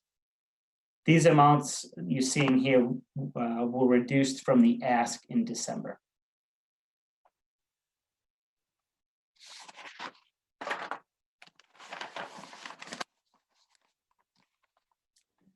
So I broke the FTEs into 13 different categories at CPS.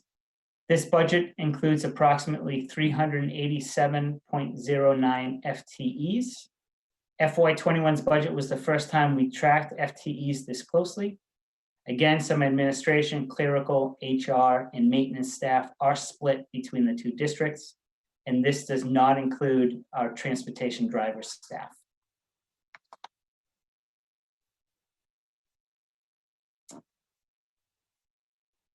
So this slide compares the FTEs between the old and the new budgets.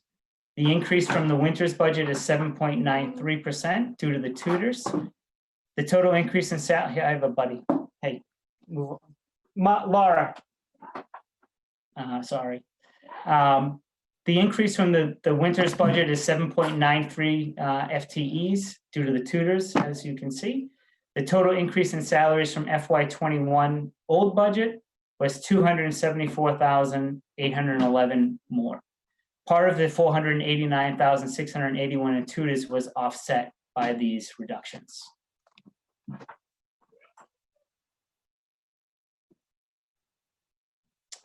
In addition to the general fund, we receive additional federal and state grants that offset expenditures.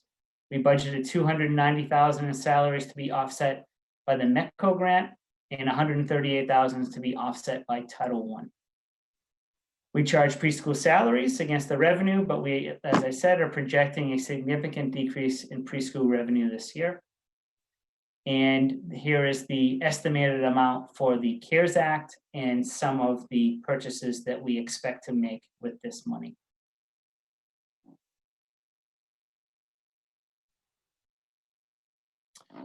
Currently, we budgeted $2,318,949 in total tuitions. Below is the amount of total offsets. It's important to know that the circuit breaker offset was reduced more than $300,000 between FY20s and FY21s. And again, that is the main reason for the tuition budget driver.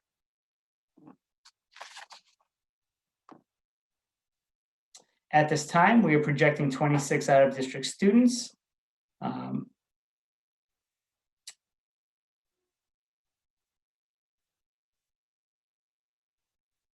So now I wanted to compare our budget locations, the FY21 budget versus the 20, and then I'll show the 21 compared to the 21. The FY21 budget was the first year we actually put in the preschool offset. Back in the winter, again, we expected 140,000 in revenue. At this time, we were only projecting 70. So that 70 is actually causing a positive.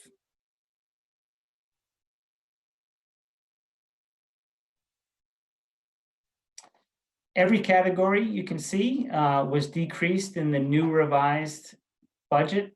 The reason we only show a reduction of $10,674 is again due to that 70,000. Jared, can I just explain that for a minute? Please. I haven't talked a lot about preschool tonight, but it's been a whole nother planning process that Ruth's been working through with Janet O'Shea, the early childhood coordinator. So we are reworking our structure of preschool. The intent is that we not have any full day programs, but instead split kids up. Full day, we've been a combination of full day and half day, all running at about 12 to 15 kids. That's not going to work with the distancing we need to keep. So the creative strategy has been to go to all half day programs with between 6 and 8 kids, and then offer for the special education students related services when they're not in the classroom. So, but what that means is that our general education students who pay tuition are going to be cut in half. So that's why the number's down to 70,000. Perfect. Thanks. And I did jump over, I just want to show the $81,808. We did reduce the salaries for the aides and the tutors line. The FTE is not impacted. I expect it to be, but we're continuing to work those hours out. So it was 9.85 before, it's 9.85 right now, but there's an 80,000 overall drop from the FY21 to the FY20. And then 44.5 of this is coming from the last 4 months. So we'll work that out and report that back.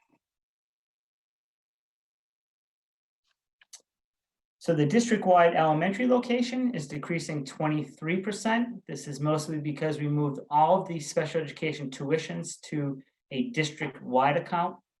This equates to 475,000 reduction in this location.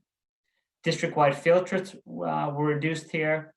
Supply lines have increased 79,000 in the district-wide elementary due to increases in district-wide reading, as well as the district-wide curriculum teacher supplies and materials line.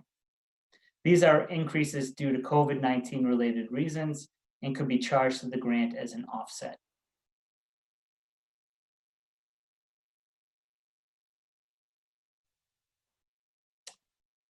The new budget is $97,138 more than the old budget. FTEs are the same, but we, as Laurie said, we redid our summer school costs and moved them mostly to this location, which is contributing to the increase in teachers, and which is the total biggest increase here.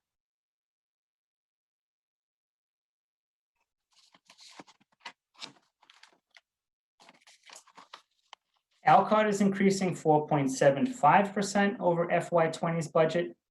The increases will be consistent pretty much across all elementary schools, increases in assistant principals line, increases at tutors lines, except at Willard, and increases in teachers lines.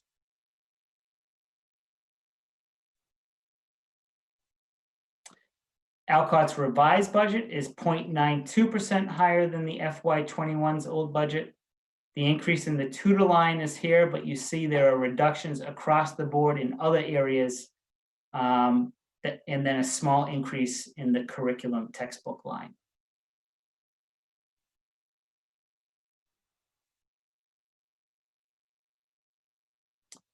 Overall, Thoreau's school budget is increasing 1.44%.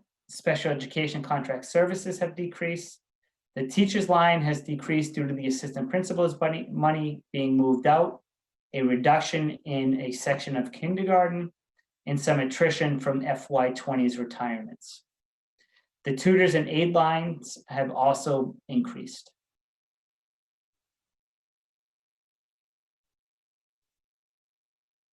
The revised Thoreau budget is 1.53% less than the old budget, even though there was an FTE increase. We will be reducing a section in kindergarten due to the enrollment that was picked up after we did the winter budget.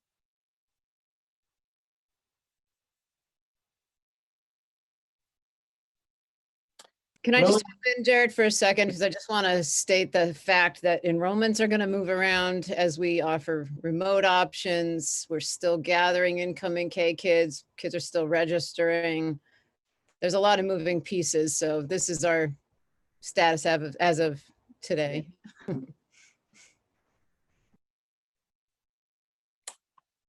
Willard's school budget is increasing 1.66%. Again, special ed contract services are down, in this case over 48%. There are other swings consistent with the other two elementary schools, such as in the assistant principal's line, to substitutes, etc.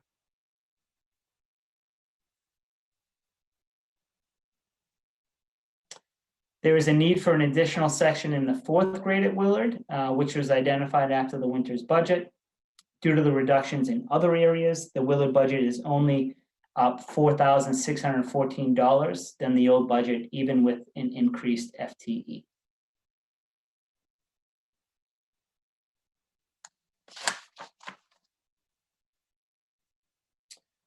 Overall, the middle school budget is only increasing 1.55% over FY20's budget, but there are a number of reasons for this. Contract services are down. The admin line has gone up due to the special ed team chair position. The teachers lines have increased due to all the work we did last summer in special education and other areas of need. Tutor needs increased throughout the year, including some additional one-to-ones. The student activities line is now budgeted, and that was $40,000 increase. Lastly, special education tuitions were moved out and into a district-wide line.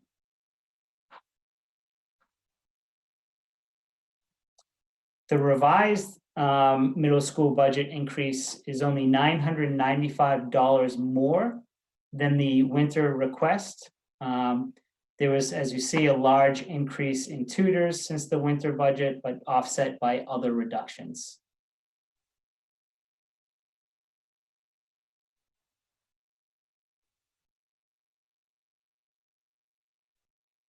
Did I skip a slide?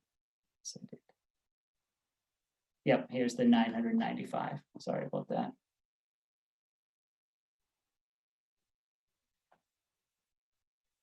So district-wide in Ripley location, overall, the district-wide location has increased 20.72%.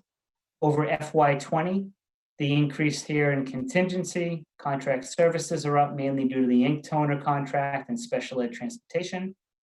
We took a look at all of our equipment needs and made some adjustments. Salary non-union is just a budget correction and an offset here. But the biggest budget driver in this location is the tuition. That represents almost 1.3 million of the increase in this location.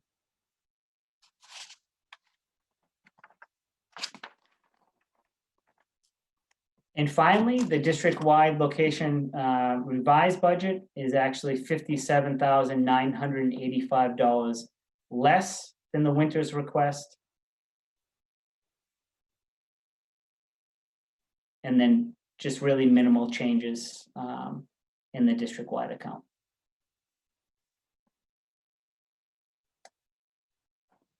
So that is even more numbers and information for you all to digest. Thank you, Jared. That's a lot of information.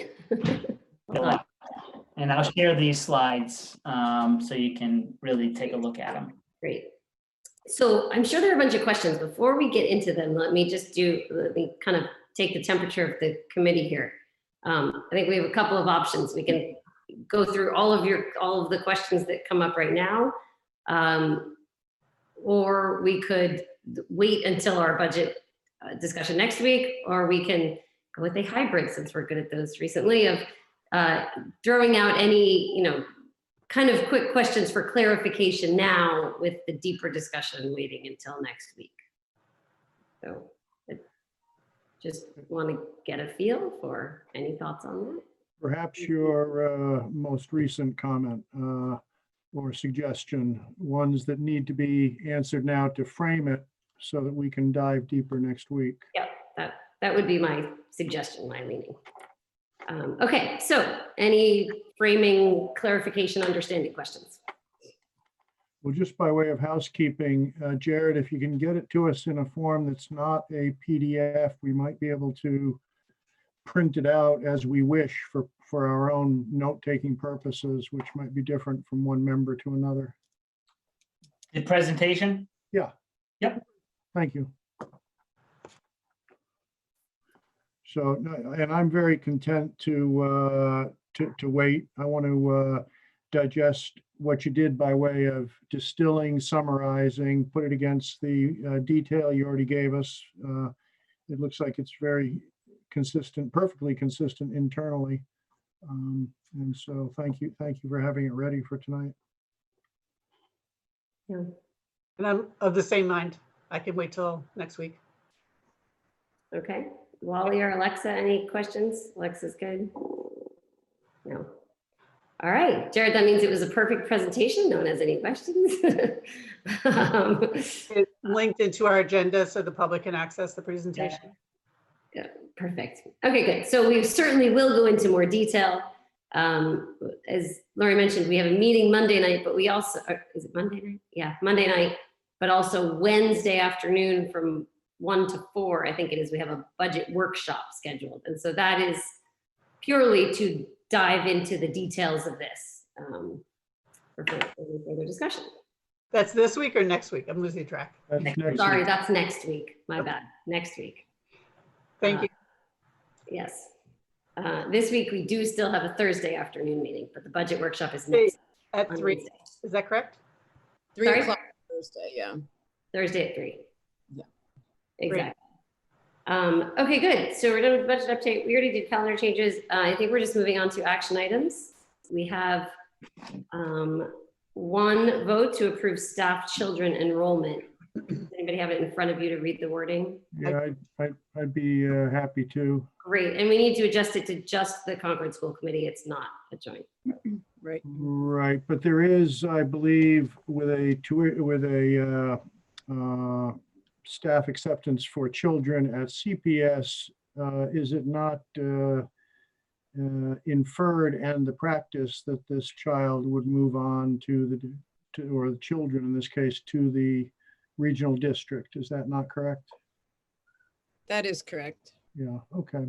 The motion reads that the Concord School Committee votes to approve the following staff request to enroll her children in the Concord Public Schools beginning in August 2020, and that tuition be waived. Mary Kate Reed, teacher at Willard, 2 daughters to enroll at Willard. Do I have a second? A second. All right, any discussion on this? Yes, I'm pleased that she's got the appropriate faith in the school district that this is where her kids can thrive. Agreed. Okay, by roll call then, I'll take a vote. Booth, Aye. Johnston, Aye. Rainey, Aye. and Bout aye. So that's approved. Congratulations to Ms. Reed and her daughters. I think that's it on our agenda, unless there's anything else from anybody before we log off. Just by way of agenda reference for Thursday, will we set up an executive session should there be a need for it? If there's a need for it, I don't know. Well, we do have active negotiations underway, but I don't know offhand if we do need it. So actually, we'll look to you and Wally then to let us know if you think. Yeah, we don't have a meeting, so I don't know that. Okay, no need for a placeholder. All right, thank you. So I am going to draft this quickly tomorrow because it has to be posted by 3 o'clock. So I will likely send you the draft and start the posting process simultaneously, and then we'll make adjustments just to make sure we have most of the day to work with the town offices. Sounds good. That's great. Terrific, thank you. All right, then I would take a motion to adjourn. So moved. Seconded. Any further discussion? All in favor then? Well, Booth, Aye. Johnston, Aye. Rainey, Aye. and Bout aye. Thank you all. Have a good night. Good night, all. Thank you. Thank you. Good night.